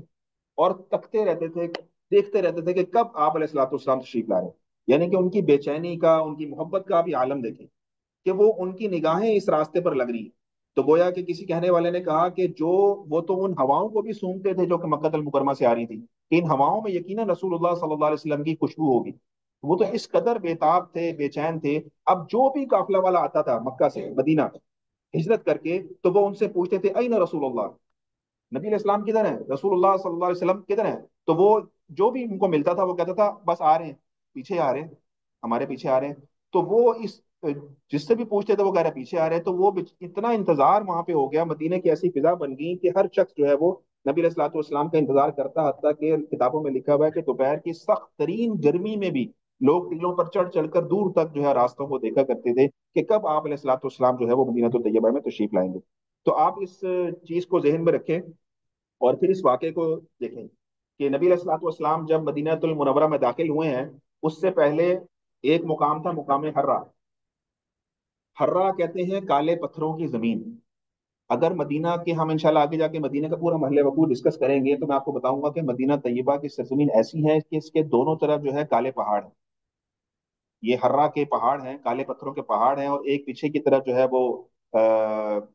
یہ جبل احد ہے۔ تو یہ تین طرف سے سراؤنڈنگ ہے پہاڑوں کی، اور ایک طرف اس کے باغ بھی ہے، ایک بہت گھنا جنگل بھی ہے، ایک طرف دو طرف پہاڑ بھی ہیں، ایک طرف پیچھے جنگل بھی ہے، تو یہ ایک پورا کارڈن آف ہوا ہوا ہے، ایک بڑا سیف قسم کا قلعہ ہے کہ ایک طرف سے ہی جو ہے وہ لوگوں کی آمد و رفت ہے۔ تو یہ ایک مدینہ طیبہ کا محل وقوع ہے، انشاءاللہ اس پر ہم ایک نقشے میں ڈسکس کریں گے آگے چل کے اپنے اسباق کے اندر۔ تو بہرحال کہنے کا مقصد یہ ہے کہ لوگ کیا کرتے تھے کہ اس مقام حرہ پہ آ جاتے تھے اور ان کے ٹیلوں پر چڑھ کر نبی علیہ الصلوۃ والسلام کو جو ہے وہ انتظار کیا کرتے تھے۔ تو اسی طرح سے جو ہے وہ لوگ انتظار کر رہے تھے ایک دن میں، اور جب دوپہر کی گرمی ہوئی بہت شدید قسم کی، تو لوگ کیا ہوا کہ لوگ مایوس ہو گئے اور اپنے اپنے گھروں کو واپس لوٹ گئے۔ جیسے ہی لوگ واپس لوٹے ہیں تو ایک یہودی کے بارے میں آتا ہے کہ وہ ایک ٹیلے پر کھڑا ہوا تھا اور وہ بھی ایک راستے کو دیکھ رہا تھا اسی طرف ہی۔ تو جب اس نے اس ٹیلے پر کھڑے ہو کر نظر دوڑائی تو اس کو لگا کہ بہت ہی کوئی سفید پوش نورانی ہستیاں جو ہیں وہ ان کا قافلہ مدینہ طیبہ کی طرف آ رہا ہے۔ تو جیسے ہی اس نے ان لوگوں کو دیکھا، وہ آپ علیہ الصلوۃ والسلام تھے، ابو بکر صدیق رضی اللہ تعالیٰ عنہ تھے، اور آپ کے ساتھ آپ کے دو اور لوگ تھے، تو جب ان لوگوں کو دیکھا تو وہ بے اختیار چلا اٹھا، اور اس نے جو ہے وہ چلاتے ہوئے گویا کہا کہ اے عرب والو، تمہاری وہ مقدس ہستی جس کا تمہیں انتظار تھا وہ پہنچ گئی، وہ آ گئی ہے مدینہ طیبہ میں۔ تو اس نے چلا چلا کر جو ہے وہ یہ اعلان کرنا شروع کر دیا کہ اے بنی قیلہ، تمہارے بخت مبارک اور خوش نصیبی کا سامان آ پہنچا۔ یہ بنو قیلہ کیوں کہا کہ قیلہ اصل میں اوس اور خزرج کی، کہتے ہیں کہ والدہ کا نام قیلا تھا، تو اس نے ان کی نسبت سے ان کو کہا کہ بنو قیلا. تو اے بنو قیلا، تمہارے بخت مبارک اور خوش نصیبی کا سامان آ پہنچا ہے. جس چیز کا تم انتظار کر رہے تھے، گویا کہ وہ ہستی جو ہے وہ اب نظر آ چکی ہے اور پہنچ گئی ہے. جیسے ہی لوگوں نے یہ اعلان سنا، لوگ دیوانہ وار بھاگتے ہوئے اس راستے کی طرف آ گئے. کیا بچے، کیا بوڑھے، کیا مرد، کیا عورتیں، سارے ہی جو ہے وہ سب لوگ جو ہے وہ فوراً اس راستے کی طرف بھاگتے ہوئے آئے اور اس راستے پر جمع ہو گئے. اور اتنی دیر میں نبی علیہ الصلوۃ والسلام جو ہے، جس طرح میں نے آپ کو بتایا کہ وہ قافلہ جو ہے وہ دائیں طرف مڑ گیا تھا، اور دائیں طرف مڑ کے وہ قبا کی طرف چلا گیا، جہاں پر بنو اوف بن مالک بن اوس ان کے مکانات تھے. تو ان مکانات کی طرف جو ہے وہ قافلہ جو ہے وہ چلا گیا. اور یہ جو جس دن میں نبی علیہ الصلوۃ والسلام قبا میں داخل ہوئے ہیں، یہ دن تھا سوموار کا، یعنی پیر کا دن تھا. پیر کے دن پہ کچھ بات کر لیں. پیر کا دن نبی علیہ الصلوۃ والسلام کی سیرت طیبہ میں بڑی اہمیت رکھتا ہے. نبی علیہ الصلوۃ والسلام کی جو پیدائش کا دن ہے وہ بھی پیر کا دن ہے. نبی علیہ الصلوۃ والسلام کو جب نبوت ملی ہے، بعثت ملی ہے، 40 سال کی جب آپ کی عمر مبارک تھی، وہ بھی پیر کا دن تھا. اور اسی طرح جب آپ مکہ سے ہجرت کا سفر آپ نے شروع فرمایا، تو وہ بھی پیر کا دن تھا. اور جب آپ مدینہ طیبہ میں داخل ہوئے ہیں تو وہ بھی پیر کا دن تھا. اور اسی طرح نبی علیہ الصلوۃ والسلام جب دنیا سے پردہ فرما کر گئے ہیں تو وہ بھی پیر کا دن تھا. اور آپ پیر کے دن کی اہمیت، یا آپ سمجھ لیں کہ اس کے اتنی اس کی سینکٹیٹی کی وجہ سے نبی علیہ الصلوۃ والسلام پیر کا روزہ رکھا کرتے. تو نبی علیہ الصلوۃ والسلام کا ساری زندگی کا معمول تھا پیر کے دن کا روزہ رکھنا اور جمعرات کا دن کا روزہ رکھنا. تو یہ پیر کا دن ایسا اہم ہے. اس میں ہمیں سبق کیا ملتا ہے کہ ہم بھی نبی علیہ الصلوۃ والسلام کی معیت میں، آپ کی اتباع کے اندر جو ہے وہ روزہ رکھنے کا اہتمام کریں پیر کو، جمعرات کو. تو یہ اس میں ہمارے لیے سبق ہے. بہرحال نبی علیہ الصلوۃ والسلام جس دن پہنچے ہیں تو وہ پیر کا دن تھا. اب رسول اللہ صلی اللہ علیہ وسلم جب، اب آپ نے یہاں پہ ایک اور چیز سمجھنی ہے کہ نبی علیہ الصلوۃ والسلام جب داخل ہو رہے ہیں قبا کی بستی کے اندر، آپ نے سفید لباس پہنا ہوا ہے. اور ابو بکر صدیق رضی اللہ تعالیٰ عنہ بھی آپ کے ساتھ ہیں، انہوں نے بھی آپ کی طرح سفید لباس پہنا ہوا ہے. رسول اللہ صلی اللہ علیہ وسلم اصل، ابو بکر صدیق رضی اللہ تعالیٰ عنہ ان کی نقل. ایک نبی، ایک امتی، ایک عاشق، ایک اس کا محبوب. یعنی کہ آپ یہ دیکھیں کہ دونوں کے دونوں اس قدر آپس میں ان کی پرسنالٹیز ایک جیسی ہیں کہ لوگ انصار، جو کہ وہ مدینہ کے لوگ جنہوں نے آپ علیہ الصلوۃ والسلام کو دیکھا نہیں ہوا تھا، وہ فرق نہیں کر سکے کہ کون نبی ہے تو کون جو ہے وہ صدیق ہے. اس قدر یعنی کہ پرسنالٹی میچ تھی. یعنی ابو بکر صدیق رضی اللہ تعالیٰ عنہ اس قدر رنگ میں، رنگ رسالت کے اندر رنگے ہوئے تھے کہ عام آدمی جس نے رسول اللہ صلی اللہ علیہ وسلم کو دیکھا نہیں تھا نا، وہ بندہ فرق نہیں کر سکا کہ کون ان میں سے نبی ہیں تو کون جو ہے وہ صدیق ہے. اور انہوں نے آ کر کیا کیا، سیرت کی کتابوں میں لکھا ہوا ہے، عجیب، سیرت کی کتابوں میں لکھا ہوا ہے کہ لوگوں نے آ کر رسول اللہ صلی اللہ علیہ وسلم کی بجائے ابو بکر صدیق رضی اللہ تعالیٰ سے مسافہ شروع کر دیا کہ جیسے یہ نبی ہیں. اور کتابوں میں لکھا ہوا ہے کہ ابو بکر صدیق رضی اللہ تعالیٰ عنہ نے بھی جو لوگوں کو نہیں بتایا کہ میں محمد نہیں ہوں صلی اللہ علیہ وسلم، یہ نہیں بتایا، بلکہ خود مسافہ کرتے رہے. اور اس میں حکمت کیا لکھی، علماء نے لکھا کہ چونکہ نبی علیہ الصلوۃ والسلام ایک لمبے سفر سے تشریف لا رہے تھے، آپ کو تھکاوٹ بہت زیادہ تھی سفر کی، اور لوگوں کا جمع غفیر تھا جو آپ سے مسافہ کے لیے، آپ سے ملاقات کے لیے جمع تھا. تو گویا صدیق رضی اللہ تعالیٰ عنہ نے یہ گوارا نہیں کیا کہ میرے محبوب صلی اللہ علیہ وسلم کو لوگوں کی اس قدر ملنے سے اور جھمگٹے سے اور بار بار مسافہ کرنے سے تکلیف ہو. تو نبی علیہ الصلوۃ والسلام کو انہوں نے پیچھے بٹھا دیا کسی آرام دہ جگہ پر، باغ کے اندر، جو کہ کلثوم بن ہدم کا باغ تھا، وہاں پر ان کو بٹھا دیا اور خود لوگوں سے جا کے نا مسافہ کرنا شروع کر دیا اور ملنے لگ پڑے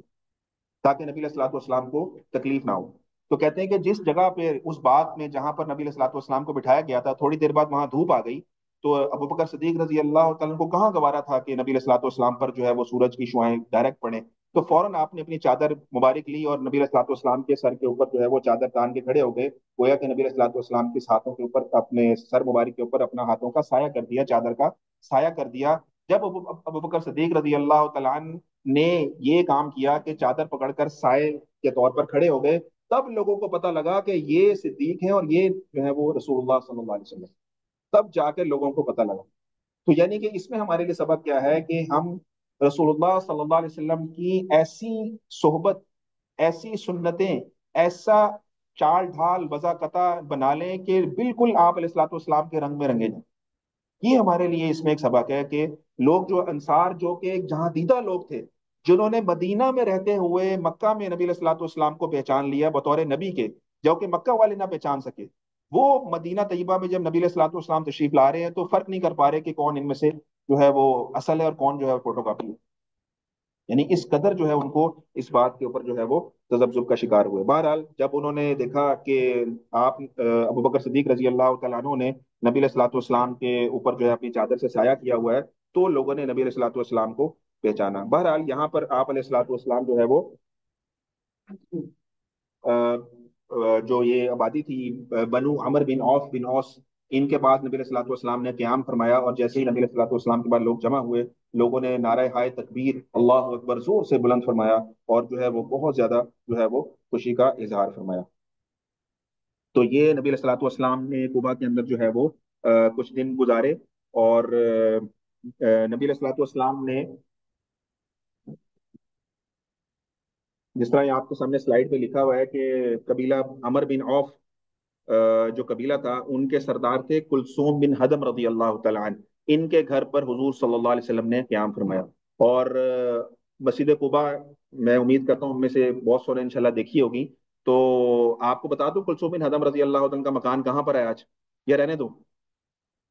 بتا دوں؟ چلے بتا دیتے ہیں آپ کو۔ جب قباء کی مسجد میں ہم جاتے ہیں تو ممبر کی طرف جب ہم جاتے ہیں قبلے کی طرف، تو جو ممبر ہے اس کے رائٹ سائڈ پہ تھوڑا سا اگر رائٹ ہو جائے ہم ممبر سے، قبلے سے تھوڑا سا رائٹ ہو، تو یہ کلثوم بن ہدم رضی اللہ تعالیٰ کا مکان تھا۔ اب کیونکہ ایکسٹینشن ہو چکی ہے قباء میں، وہ مکان جو ہے وہ مسجد کے اندر ہی آ چکا ہے، پہلے یہ مسجد سے باہر ہوا کرتا تھا۔ تو کلثوم بن ہدم اور سعد بن خزیمہ، یہ دو مکانات ہیں۔ اگر میں آپ کو یہاں یہ نقشہ ہے یہاں پہ دکھا پاؤں، تو یہ راستہ ہے جو کہ مکہ سے آ رہا ہے، اور یہ آپ دیکھ رہے ہیں یہ مسجد قباء ہے، اور یہ آپ کو ایک کراس نظر آ رہا ہے دار کلثوم بن ہدم۔ یہ دار کلثوم بن ہدم وہ مکان ہے جس پر رسول اللہ صلی اللہ علیہ وسلم نے سب سے پہلے جو ہے وہ مدینہ میں قیام فرمایا، یعنی قباء میں قیام فرمایا تھا۔ اور اس کے ساتھ آپ کو ایک اور کراس نظر آ رہا ہے، وہ لکھا ہوا ہے دار سعد بن خیسمہ۔ یہ وہ مکان ہے کہ رسول اللہ صلی اللہ علیہ وسلم رات تو قیام کلثوم بن ہدم رضی اللہ تعالیٰ عنہ کے کرتے تھے، لیکن دن میں جتنی میل ملاقاتیں ہوتی تھی وہ سعد بن خیسمہ رضی اللہ تعالیٰ عنہ کے مکان پر کیا کرتے تھے۔ اور یہ سعد بن خیسمہ کا مکان اور کلثوم بن ہدم، ان دونوں کے مکانات میں نے آپ کو بتایا کہ جب مسجد قباء کے اندر ہم داخل ہوتے ہیں تو ممبر کے تھوڑا سا رائٹ سائڈ پہ اگر ہم جائیں تو یہ مکانات وہاں پر موجود تھے۔ تو کبھی اللہ تعالیٰ ہمیں موقع دے دوبارہ جانے کا تو ہم وہاں پر ضرور جائیں، اور وہاں پر جو ہے وہ نفل وغیرہ بھی ادا کریں اس حوالے سے کہ ایسا بابرکت مقام ہے۔ تو بہرحال یہ نبی علیہ الصلوۃ والسلام نے کلثوم بن ہدم رضی اللہ تعالیٰ عنہ کے گھر جو ہے وہ قیام فرمایا تھا۔ اور نبی علیہ الصلوۃ والسلام کے مدینہ طیبہ آنے کے بعد جو سب سے پہلے جس صحابی کا انتقال ہوا وہ بھی کلثوم بن ہدم ہی تھے، کیونکہ ایک تو یہ ایجڈ بہت تھے، بڑی عمر کے صحابی تھے، اور یہ پھر بیمار ہوئے، اور ان کا جو ہے وہ سب سے پہلے جو انتقال ہوا ہے نبی علیہ الصلوۃ والسلام کے آنے کے بعد وہ انہی کا ہے۔ اور اس پر جو ہے یہودیوں نے بڑی خوشیاں منائی اس بات کے اوپر کہ رسول اللہ صلی اللہ علیہ وسلم تشریف لائے ہیں جو ہے مدینہ طیبہ میں، اور ان کے جو ہے ساتھی جو ہے جو ان کو پناہ دینے والے، ان کو ٹھکانہ دینے والے، ان کی مدد کرنے والے، وہ جو ہے وہ بیمار ہو کر دنیا سے جا رہے ہیں۔ تو کہ اگر یہ نبی ہوتے تو ان کو صحت نہ دے دیتے، تو ان کا یہ تھا کہ اگر یہ نبی ہوتے تو ان کو صحت دیتے، ان کی بیماری کو ٹھیک کر دیتے۔ تو وہ انہوں نے اس چیز کے اوپر جو ہے نا بڑا خوشیاں یہودیوں نے اس بات کے اوپر منائی۔ بہرحال جو نبی علیہ الصلوۃ والسلام تھے انہوں نے قیام فرمایا کلثوم بن ہدم، جس طرح میں نے آپ کو بتایا رضی اللہ تعالیٰ عنہ کے گھر میں، اور ابو بکر صدیق رضی اللہ تعالیٰ عنہ نے قیام فرمایا خبیب بن اصحاب کے مکان میں۔ یہ دونوں احباب نے الگ الگ قیام فرمایا۔ اور جس طرح آپ کے سامنے واقعہ آیا تھا کہ نبی علیہ الصلوۃ والسلام نے اپنے بستر پر کس کو لٹایا تھا؟ حضرت علی رضی اللہ تعالیٰ عنہ کو کس لیے لٹایا تھا؟ کہ جو امانتیں آپ علیہ الصلوۃ والسلام کے پاس تھیں وہ ان کے لوگوں کو سپرد کر کے حضرت علی کو فرمایا تھا کہ تم مدینہ طیبہ میرے پاس ان امانتوں کو سپرد کرنے کے بعد آ جانا۔ تو ہوا یہ کہ علی رضی اللہ تعالیٰ عنہ نے کیا کیا کہ سب لوگوں کی امانتیں جو ہے وہ سپرد کی، اور رسول اللہ صلی اللہ علیہ وسلم کی روانگی کے تیسرے دن آپ بھی مکہ سے روانہ ہوئے۔ تو حضرت علی رضی اللہ تعالیٰ عنہ کے بارے میں لکھا ہے کہ حضرت علی رضی اللہ تعالیٰ عنہ جب مکہ سے نکلے ہیں تو ان کے ساتھ کوئی سفر کرنے والا نہیں تھا، یہ اکیلے تھے تنے تنہا، اور ان کے پاس تو کوئی سواری بھی نہیں تھی۔ تو فرمایا کہ انہوں نے، ان کے بارے میں لکھا ہے کہ انہوں نے جو مدینہ کی طرف ہجرت کی ہے وہ پیدل کی ہے، پیدل چلے ہیں یہ مدینہ کی طرف نبی علیہ الصلوۃ والسلام کے حکم کی تعمیل کے اندر کہ تم میرے پاس مدینہ آ جانا۔ یہ نبی علیہ الصلوۃ والسلام کی زیارت کرنے کے لیے آپ کے ساتھ آنے پاس آنے کے لیے اور آپ علیہ الصلوۃ والسلام کے حکم کی تعمیل کے لیے آپ نے پیدل سفر کیا ہے مدینہ طیبہ تک. اور کہتے ہیں کہ جب یہ مدینہ طیبہ میں داخل ہوئے ہیں تو پیدل چل چل کر ان کے پاؤں میں آبلے بن گئے تھے، ان کے پاؤں میں چھالے پڑ گئے تھے. پیدل چلنے کی عادت نہیں تھی لیکن راستہ ایسا تھا پرخطر، اور پھر پیدل پیدل سفر اور اس کی مشقت سفر کی تو ان کے پاؤں میں جو تھا وہ جو ہے وہ چھالے بن گئے، آبلے بن گئے. اور جب یہ قبا میں نبی علیہ الصلوۃ والسلام کے پاس آپ علیہ الصلوۃ والسلام کو ملے ہیں آ کر، تو ان کی حالت یہ تھی کہ ان کے پاؤں زخمی تھے. پھر نبی علیہ الصلوۃ والسلام نے اپنا لواب مبارک جو ہے ان کے پاؤں پہ لگایا اور ان کے پاؤں کی تکلیف جو ہے فوراً ختم ہو گئی. اور پھر کہتے ہیں کہ کبھی زندگی میں میرے پاؤں جو ہے وہ کبھی خراب نہیں ہوئے، کبھی تکلیف نہیں ہوئی میرے پیروں میں کوئی. تو یہ حضرت علی رضی اللہ تعالیٰ کی قربانی آپ دیکھیں ہجرت کے سفر میں کہ کیسی آپ علیہ الصلوۃ والسلام کی مائیت میں جو ہے وہ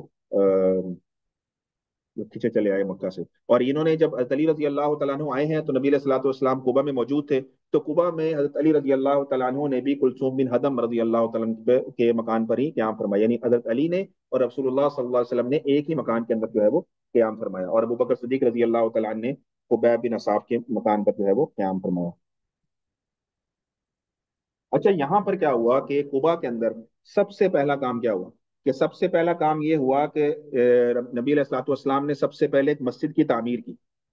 سب سے پہلے قبا میں آنے کے بعد نبی علیہ الصلوۃ والسلام نے جو کام فرمایا تھا وہ آپ نے یہ کیا کہ آپ نے سب سے پہلے ایک مسجد کی تعمیر کی، جس کی ہم نے ابھی تذکرہ بھی کیا ہے، مسجد قبا کے نام سے.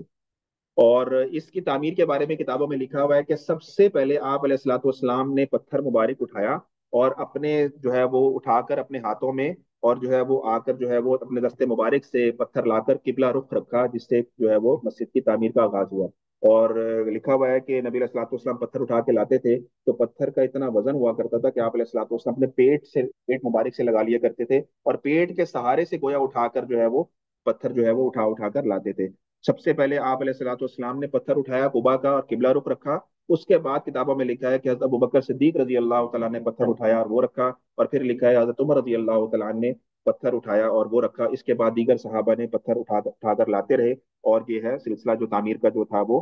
جاری کیا. اچھا اسی مسجد کی شان میں قرآن پاک میں کچھ آیات بھی نازل ہوئی، جیسے آپ کے سامنے یہ سورہ توبہ کی آیت 108. اعوذ باللہ من الشیطان الرجیم لمسجد اسس علی التقوی من اول یوم احق ان تقوم فیہ رجال یحبون ان یتطہروا واللہ یحب المطہرین.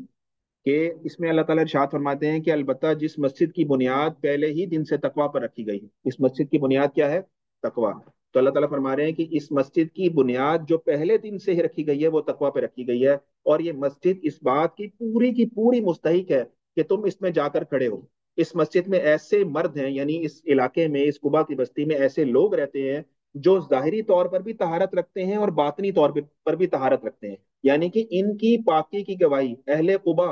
کی پاکی کی گواہی اللہ تعالیٰ نے قرآن مجید میں دی کہ یہ ایسے مرد ہیں اس علاقے میں رہنے والے، قبا کی بستی میں رہنے والے، جو ظاہری طور پر بھی پاکی پسند کرتے ہیں، پاک رہنا پسند کرتے ہیں، پاک رہتے ہیں، اور باطنی طور پر بھی طہارت رکھتے ہیں اور پاکی کو پسند کرتے ہیں. اور اللہ تعالیٰ بھی ایسے پاک صاف رہنے والوں کو پسند کرتا ہے. اچھا یہ آپ اس میں اس آیت کے اندر ایک ویسے واقعہ بھی ہے چھوٹا سا، وہ بھی سن لیں. اس آیت میں آپ دیکھیں کہ یہاں پر لمسجد اسس علی التقوی من اول یوم احق ان تقوم فیہ، یہاں تک بات ہو گئی. آگے دیکھیں پھر کیا لفظ ہے، فیہ رجال، تو دو دفعہ فی آ رہا ہے، ان تقوم فی پھر فیہ رجال. تو یہ قرآن میں واحد ایک موقع ہے جس میں دو دفعہ لفظ فی آیا. تو اس میں واقعہ لکھا ہوا ہے کہ جو ایک بادشاہ تھا نا ہمارا مغل بادشاہوں میں، اورنگزیب عالمگیر رحمت اللہ علیہ، ان کے بارے میں لکھا ہے کہ وہ بڑے تقوی والے بادشاہ تھے. اور وہ کیا کرتے تھے کہ وہ کئی دفعہ ٹوپیاں سی سی کر بھی گزارا کیا کرتے تھے. جو بیت المال ہوتا ہے وہاں سے وظیفہ نہیں لیا کرتے تھے، بلکہ اپنا یہ کچھ نہ کچھ ایسا کام کیا کرتے تھے جس سے جو ہے وہ گزر بسر ہو. تو کہتے ہیں کہ انہوں نے غالباً کوئی قرآن بھی ہاتھ سے لکھا، اس طریقے سے کچھ آتا ہے واقعہ. تو کہتے ہیں کہ وہ قرآن انہوں نے لکھا تو قرآن کی یہ آیت جو ہے نا ان کے سامنے بھی یہ لکھی تھی یا یہ صفحہ کھلا ہوا تھا یا جو بھی تھا. کہتے ہیں کہ ایک سائل آیا ان کے پاس اور اپنے سائل نے جب آ کر فریاد کرنے لگا تو فریاد کرنے سے پہلے دیکھا کہ یہ قرآن پاک ان کے سامنے رکھا ہوا ہے، اورنگزیب عالمگیر کے سامنے، اور یہ قرآن کی آیت ہے. تو اس نے قرآن کی آیت یہ پڑھنا شروع کر دی. اب جب اس نے قرآن کی آیت پڑھی تو اس لفظ پہ پہنچا ان تقوم فیہ رجال یحبون. تو اس نے اورنگزیب عالمگیر سے کہا کہ حضرت یہ قرآن میں نا غلطی ہے، یہ آپ نے جو لکھا ہے نا قرآن اس میں آپ نے نا غلط لکھا ہے، لفظ فی آپ نے دو مرتبہ لکھ دیا. یہ اس شخص نے، اس عرابی نے، اس شخص نے جو سائل تھا اس نے اورنگزیب عالمگیر کے سامنے یہ بات کی کہ آپ نے یہ لفظ جو ہے نا، آپ نے قرآن کی آیت لکھی ہے اپنے ہاتھ سے، یہ صحیح نہیں لکھی آپ نے، مجھے لگتا ہے اس میں کوئی غلطی ہے۔ تو اورنگزیب عالمگیر کے بارے میں آتا ہے کہ انہوں نے اس فی ہی کے دونوں فی کے درمیان نا یہاں پہ کوئی ڈاٹ لگا دیا، کوئی نشانے کے طور پر کوئی نقطہ لگا دیا کہ میں اس کو چیک کروں گا کہ یہ کیا کہہ رہا ہے۔ کہتے ہیں کہ وہ سائل جو تھا، آپ نے فرمایا کہ ٹھیک ہے، آپ نے یہ ڈاٹ لگا دیا اس کے اوپر، اس کے بعد سائل سے کہا کہ بھائی بتاؤ تم کیا جو ہے فریاد لے کر آئے ہو؟ تو اس نے اپنی کسی ضرورت کا اظہار کیا، تو اورنگزیب عالمگیر رحمۃ اللہ علیہ نے جو لوگ تھے بیت المال کے اوپر ان کو حکم دیا کہ اس کی ضرورت کو پورا کر دو۔ تو جب وہ ضرورت پورے اس کی ضرورت پوری کر دی گئی اور وہ شخص چلا گیا، تو کتابوں میں لکھا ہوا ہے کہ اورنگزیب عالمگیر نے وہ جو ڈاٹ لگایا تھا نا اس کو مٹا دیا۔ تو جو لوگ ساتھ بیٹھے تھے انہوں نے کہا حضرت یہ آپ کو کہہ کے گیا کہ دو دفعہ لفظ کی آیا ہے اور یہ غلط آپ نے لکھ دیا ہے قرآن میں، اس کو ٹھیک کر لیں۔ آپ نے اس کے کہنے پر ڈاٹ لگا دیا تھا، جب وہ چلا گیا تو آپ نے ڈاٹ ختم کر دیا۔ تو یہ آپ نے ایسا کیوں کیا؟ اگر تو واقعی وہ صحیح کہہ رہا تھا پھر آپ ڈاٹ نہ لگاتے، اور اگر وہ غلط کہہ رہا تھا، اگر وہ صحیح کہہ رہا تھا تو آپ ڈاٹ آپ نے لگایا، آپ نہ آپ نے لگا دیا، اگر وہ غلط کہہ رہا تھا تو آپ ڈاٹ نہ لگاتے، نشان نہ لگاتے۔ تو اورنگزیب عالمگیر رحمۃ اللہ علیہ نے یہ فرمایا اس کو کہ اگر میں اس کی بات، مجھے تو پتا تھا میں نے صحیح لکھا ہے، لیکن اگر اس کی بات کے اوپر میں اس کو فوراً ہی منع کر دیتا کہ نہیں تو غلط کہہ رہا ہے، تو ہو سکتا ہے کہ وہ جو سائل سوال لے کر آیا ہے مجھ سے سوال پوچھنے کی جرت ہی نہ کرے، کہ وہ اتنا مروب ہو جاتا میری بات کے اوپر یا شرمندہ ہو جاتا کہ وہ اپنی ضرورت کا اظہار ہی نہ کر سکتا۔ تو میں نے اس کو اس خفگی سے بچانے کے لیے، اس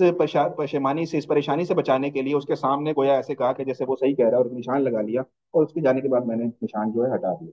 تو اس میں علماء نے لکھا ہے کہ ہم لوگوں کے لیے بھی یہ چھوٹے چھوٹے جو واقعات ہوتے ہیں نا، یہ بطور واقعہ نہیں ہوتے، یہ بطور تربیت کے ہوتے ہیں، کہ ہم بھی جو ہے اپنے، اگر ہمارے چھوٹے آ کر ہماری کمیاں بتاتے ہیں، بے شک ہمارے اندر نہیں بھی ہے، ٹھیک ہے، یا کوئی ایسی بات بتاتے ہیں جس سے ہمیں لگ رہا ہو کہ یار وہ ہمیں کچھ سکھانا چاہتے ہیں یا بتانا چاہتے ہیں، تو بڑی خندہ پیشانی سے ہمیں لوگوں کی بات کو سننا چاہیے اور برداشت کرنا چاہیے، بے شک ہم سے عمر میں چھوٹا ہی کیوں نہ ہو۔ فوراً کسی کی بات کو نگیٹ نہیں کر دینا چاہیے، فوراً کسی کی بات کو لٹ مار کر منع نہیں کر دینا چاہیے، بلکہ اس کی کئی دفعہ ہمیں ہوتا ہے کہ اگلے کی دلجوئی بھی کرنی آنی چاہیے۔ تو یہ واقعہ تھا اس آیت کے اوپر، مجھے یاد آ گیا تو میں نے کہا چلیں یہ بات بھی آپ کے سامنے ہو جائے۔ یہ مسجد قباء کی آج کی جو ہے وہ مسجد کا کچھ تصویریں ہیں، تو یہ آپ دیکھ رہے ہیں کہ یہ قباء کی جو ہے وہ مسجد ہے، اس کے اسنیپ شاٹ ہے۔ اچھا، اس میں جو اس آیت کے اندر جو اللہ تعالیٰ نے پاکی کی تعریف کی ہے کہ ایسے مرد ہیں جو ظاہری طور پر بھی پاک رہتے ہیں، باطنی طور پر بھی پاک رہتے ہیں، تو اس آیت کے نازل ہونے کے بعد رسول اللہ صلی اللہ علیہ وسلم نے عمر بن عوف، جو کہ اہل قبا میں سے تھے، اوس میں سے تھے، اہل قبا میں سے تھے، صحابی رسول تھے، عمر بن عوف سے فرمایا کہ اللہ تعالیٰ نے تم لوگوں کی پاکی کی تعریف کی ہے اس آیت کے اندر، تو بتاؤ کہ اللہ تعالیٰ نے ایسی کیا بات ہے تمہارے اندر کہ اللہ تعالیٰ نے تمہاری پاکی کی تعریف کی ہے؟ تو اس پر عمر بن عوف رضی اللہ تعالیٰ نے عرض کیا کہ یا رسول اللہ، ہم جب استنجا کرتے ہیں تو ہم صرف پانی سے نہیں کرتے بلکہ ڈھیلا بھی استعمال کرتے ہیں، مٹی کا ڈھیلا ہوتا ہے نا، کہتے ہیں ہم مٹی کے ڈھیلے اور پانی دونوں چیزوں سے استنجا کرتے ہیں، پہلے مٹی کے ڈھیلے سے خشک کر لیتے ہیں ناپاکی کو، اس کے بعد جو ہے پانی سے دھو دیتے ہیں۔ تو ہو سکتا ہے، ممکن ہے کہ اللہ تعالیٰ کو یہ بات ہماری پسند آئی ہو۔ اس پر رسول اللہ صلی اللہ علیہ وسلم نے عمر بن عوف رضی اللہ تعالیٰ عنہ سے فرمایا، ہاں ہاں، یہی وہ عمل ہے جس پر اللہ تعالیٰ نے تمہاری ثنا کی ہے، تمہیں چاہیے کہ اس عمل کو لازم پکڑو اور اس کے پابند رہو۔ تو آج ڈھیلے کے اعتبار سے ڈھیلے تو نہیں ہے ہمارے یہاں، لیکن ٹیشو پیپر اس کا ایک آلٹرنیٹ ہمارے پاس موجود ہے، کہ ہم جب بھی استنجا وغیرہ کریں تو ٹیشو پیپر جو ہے وہ پہلے استعمال کر لیں، اچھی طرح خشک کر لیں تاکہ کوئی قطرہ وغیرہ نہ باقی کیسا موجود نہ رہے، اس کے بعد جو ہے وہ پانی سے اس کو ہم دھو لیں۔ تو یہ انشاءاللہ امید ہے کہ اس کے قائم مقام وہ ہو جائے گا، اور ہمیں بھی اللہ تعالیٰ کی یہ جو ہے بشارت، اس میں ہم بھی شامل ہو جائیں گے۔ تو یہ قبا کے حوالے سے ہے، اور قبا کے حوالے سے اور اہم بات یہ ہے کہ نبی علیہ الصلوۃ والسلام کا یہ معمول رہا کہ آپ علیہ الصلوۃ والسلام جو ہے وہ ہر ہفتے کو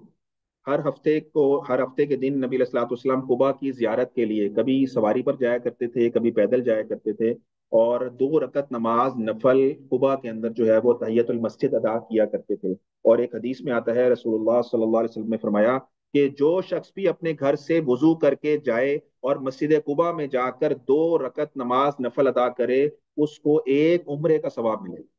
ایک عمرے کا ثواب۔ تو یہ ایسی مبارک جگہ ہے، ایسی مبارک مسجد ہے کہ یہاں پر جانا اور جو ہے وہ 2 رکعت نماز نفل پڑھنا ایک عمرہ کرنے کے جو ہے وہ بقدر ثواب رکھتا ہے۔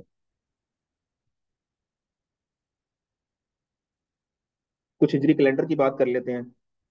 ہجری کیلنڈر کے حوالے سے جیسے ہمارا اسلامک مہینے ہیں محرم، صفر، ربیع الاول، ربیع الثانی، یہ 12 مہینے ہمارے اسلامی مہینے ہیں اور ہمارے اسلامی سال ہجری اس میں چلتے ہیں۔ تو ہجری کیلنڈر نام سے آپ کو پتہ لگ رہا ہے نا، ہجری ہجرت سے ہے نا، ہجرت سے ہے۔ تو اس کی تاریخ اسلامی کی جو ابتدا ہوئی وہ کیسے ہوئی، تو سیرت کی کتابوں میں یہ بڑا تفصیل سے مضمون لکھا ہوا ہے۔ اس میں لکھا ہوا یہ ہے کہ حضرت عمر رضی اللہ تعالیٰ عنہ کے زمانے میں اس تاریخی کیلنڈر کی ابتدا ہوئی تھی۔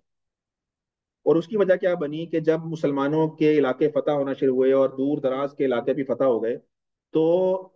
ابو موسیٰ اشعری رضی اللہ تعالیٰ عنہ ایک صحابی ہیں، ابو موسیٰ اشعری رضی اللہ، انہوں نے حضرت عمر رضی اللہ تعالیٰ عنہ کو خط لکھا اور کہنے لگے کہ اے امیر المومنین، آپ کے خطوط ہمیں مدینہ سے ملتے ہیں، ان پہ کوئی تاریخ نہیں ہوتی، پھر کئی کئی دن کا سفر ہوتا ہے، کوئی خط جو ہے وہ تاخیر سے پہنچتا ہے، کوئی خط جو ہے وہ جلدی پہنچ جاتا ہے، ہو سکتا ہے آپ نے بعد والا خط لکھا ہو وہ دیر سے پہنچ، پہلے والا خط لکھا ہو ہمیں بعد میں ملا ہو، اور جو اس کے بعد لکھا ہے وہ پہلے مل گیا ہو۔ تو خط پہ نا کوئی تاریخ نہیں ہوتی، تو آپ کوئی نہ کوئی تاریخ خط پہ لکھیں تاکہ ہمیں پتہ لگے کہ آپ کا کون سا آرڈر جو ہے وہ لیٹسٹ ہے۔ ایسا نہ ہو کہ ہم کسی پرانے آرڈر پر عمل کر دیں، اس کے بعد آپ نے کوئی نئے آرڈر جاری کیا ہو اور ہمیں پتہ ہی نہ لگا ہو کہ وہ آرڈر جو ہے وہ لیٹسٹ کون سا تھا۔ تو آپ نے عمر رضی اللہ تعالیٰ کو یہ لکھ کر بھیجا کہ جو ہے وہ آپ اس چیز کے بارے میں نا اپنے صحابہ سے مشورہ کریں کہ کوئی نہ کوئی تاریخ جو ہے نا وہ لازمی جو ہے وہ ہم جو ہے وہ اسلامی اعتبار سے لکھنا شروع کریں۔ تو حضرت عمر رضی اللہ تعالیٰ عنہ نے یہ کیا کہ 17 ہجری کا یہ واقعہ ہے کہ 17 ہجری کو آپ نے صحابہ کو کا اجلاس ایک بلایا اور تعیین اور تاریخ کے بارے میں ایک مشورے کے لیے صحابہ کو جمع فرمایا۔ تو اس میں مختلف رائے آئی، جب مشورہ آپ نے لیا تو مختلف رائے آئی، تین رائے اہمیت کی حامل ہے۔ ایک رائے یہ آئی کہ آپ ایک شخص نے کچھ صحابہ نے یہ مشورہ دیا کہ ہماری جو اسلامی کیلنڈر کا آغاز ہے وہ نبی علیہ الصلوۃ والسلام کی ولادت با سعادت سے ہونا چاہیے، کہ جس دن آپ علیہ الصلوۃ والسلام، جس سال میں آپ علیہ الصلوۃ والسلام تشریف لائے دنیا میں، اس سال سے اتنا بابرکت موقع ہے، اس موقع کے اوپر جو ہے وہ اسلامی جو اسلامی کیلنڈر ہے اس کا آغاز ہونا چاہیے۔ حضرت عمر نے فرمایا ٹھیک ہے۔ اس کے بعد ایک اور جب مشورہ اوروں سے لیا تو کسی گروہ کی رائے یہ آئی کہ آپ علیہ الصلوۃ والسلام کا دنیا سے جانا، وفات نبی، وصال کر جانا، یہ ایک ایسا اہم موقع ہے کہ اس سے ہماری تاریخوں کا تعین ہونا چاہیے۔ اور ایک رائے یہ آئی کہ ہجرت کا جو موقع ہے، ہجرت کے جب جس دن نبی علیہ الصلوۃ والسلام مدینہ سے مکہ سے مدینہ ہجرت کر کے تشریف لائے ہیں مدینہ میں، اس دن سے جو ہے وہ اسلامی کیلنڈر کا آغاز ہونا چاہیے۔ حضرت عمر رضی اللہ تعالیٰ عنہ نے ان تینوں رائے کو سنا، اور جو پہلی رائے تھی کہ آپ علیہ الصلوۃ والسلام کی جو انہوں نے کہا تھا کہ ولادت سے جو ہے تاریخوں کا تعین ہونا چاہیے، تو اس کو جو ہے وہ حضرت عمر رضی اللہ تعالیٰ عنہ نے ناپسند فرمایا، اور یہ فرمایا کہ اس میں جو ہے نا نصارہ کے ساتھ مشابہت آتی ہے کہ حضرت عیسیٰ علیہ السلام کی پیدائش سے وہ اپنا کیلنڈر شروع کر رہے ہوتے ہیں، تو ہم اگر آپ علیہ الصلوۃ والسلام کی پیدائش سے شروع کر لیں گے تو ہم میں اور نصارہ میں کوئی جو ہے نا وہ فرق نہیں رہے گا، پھر ہماری اور ان کی مشابہت آ جائے گی، اور نبی علیہ الصلوۃ والسلام نے بہت سارے موقعوں کے اوپر جو ہے وہ ہمیں نصارہ کی اور یہودیوں کی مشابہت کرنے سے منع فرمایا، تو اس لیے انہوں نے اس رائے کو تو پسند نہیں کیا۔ اس کے بعد جو رائے تھی وفات کی، کہ وفات نبی صلی اللہ علیہ وسلم سے جو ہے وہ اسلامی کیلنڈر کا آغاز ہونا چاہیے، تو اس رائے کو بھی حضرت عمر رضی اللہ تعالیٰ عنہ نے ناپسند فرمایا، اور یہ فرمایا کہ یہ ایسا آپ کی وفات جو ہے یہ ایک ایسا حادثہ کبرا ہے، ایسی ایک مصیبت عظما ہے کہ یہ جو ہے وہ اس سے تاریخ کی ابتدا کرنا انتہائی نامناسب، کہ مسلمانوں کا کیلنڈر کا آغاز جو ہے وہ آپ علیہ الصلوۃ والسلام کی وفات کی تاریخ سے ہو رہا ہو، تو یہ بھی ناپسند ہو گئی چیز۔ تو اس کے بعد جو تیسری رائے تھی کہ ہجرت سے تاریخوں کا تعین ہونا چاہیے، اس بات کو حضرت عمر رضی اللہ تعالیٰ عنہ نے بہت زیادہ پسند فرمایا، اور یہ ارشاد فرمایا کہ ہجرت ہی سے حق اور باطل کا جو فرق ہے وہ واضح ہوا ہے، اور شاعر اسلام میں جو ہے وہ اس بات کی بہت زیادہ اہمیت ہے ہجرت کی، اس لیے جو ہے وہ ہجرت سے پھر تاریخوں کا جو ہے وہ آغاز ہوا، اور یہ ہجری کیلنڈر جو ہے اس طرح سے اس کا نام پڑا۔ اب سوال یہ ہے کہ نبی علیہ الصلوۃ والسلام جب تشریف لائے ہیں مکہ المکرمہ مدینہ المنورہ میں، تو وہ تو ربیع الاول کا مہینہ تھا، کہ آپ یکم ربیع الاول کو آپ چلے ہیں مکہ سے، اور تقریباً 8 ربیع الاول کو آپ علیہ الصلوۃ والسلام مدینہ طیبہ پہنچے ہیں۔ تو ہمارے اسلامی کیلنڈر کی آغاز تو محرم سے ہو رہا ہے، اس کی کیا وجہ ہے، ربیع الاول سے آغاز کیوں نہیں ہے؟ تو اس میں علماء نے یہ لکھا کہ جب یہ موقع آیا اسلامی کیلنڈر کے آغاز کا، تو کچھ کی رائے یہ تھی کہ ربیع الاول سے اس کا آغاز ہونا چاہیے، کچھ نے کہا جی کہ ذوالحجہ سے اس کا آغاز ہونا چاہیے، کچھ کی مختلف رائے تھی۔ تو حضرت عمر رضی اللہ تعالیٰ اس پر جو ہے وہ حضرت عثمان غنی رضی اللہ تعالیٰ عنہ اور حضرت علی رضی اللہ، ان دو حضرات کی رائے یہ تھی کہ جو سن ہجری کی ابتدا ہے یہ محرم سے ہونی چاہیے۔ محرم سے کیوں ہونی چاہیے؟ کہ ہجرت کا جو حکم آیا ہے حج کے فوراً بعد آیا، ذوالحجہ کے مہینے میں۔ تو ذوالحجہ کے بعد مہینہ آتا ہے محرم کا، تو آپ نے فرمایا کیونکہ ہجرت کا جو سارے اللہ تعالیٰ کی طرف سے احکامات ذوالحجہ کے آخر میں آئے تقریباً، تو اس لیے اس سے اگلا جو مہینہ محرم ہے اس سے ہی جو ہے وہ سن ہجری کی ابتدا ہونی چاہیے۔ تو حضرت عمر رضی اللہ تعالیٰ عنہ نے اس مشورے کو پسند کیا، اور اس لیے جو ہے وہ جو ہمارے اسلامی کیلنڈر کی جو آغاز ہے وہ محرم سے ہوا۔ قبا میں آپ علیہ الصلوۃ والسلام نے کچھ روز قیام فرمایا، جیسے میں نے آپ سے کہا کہ 4 دن کا کال بھی ہے، 10 دن کا کال بھی ہے، 14 دن کا کال بھی ہے، مختلف اقوال ہیں اس میں۔ تو بہرحال اس میں زیادہ جو کال ہے وہ 3 4 دن کا ہی ہے، کہ 4 دن نبی علیہ الصلوۃ والسلام نے قبا میں قیام فرمایا، اور یہاں سے قبا میں قیام کے بعد آپ علیہ الصلوۃ والسلام نے مدینہ طیبہ کی طرف جو ہے وہ اپنا رخت سفر جو ہے وہ باندھا۔ اور جب آپ علیہ الصلوۃ والسلام یہاں سے چلے ہیں تو راستے میں ایک محلہ آتا ہے بنی سالم، اگر ہم نقشے پہ جائیں واپس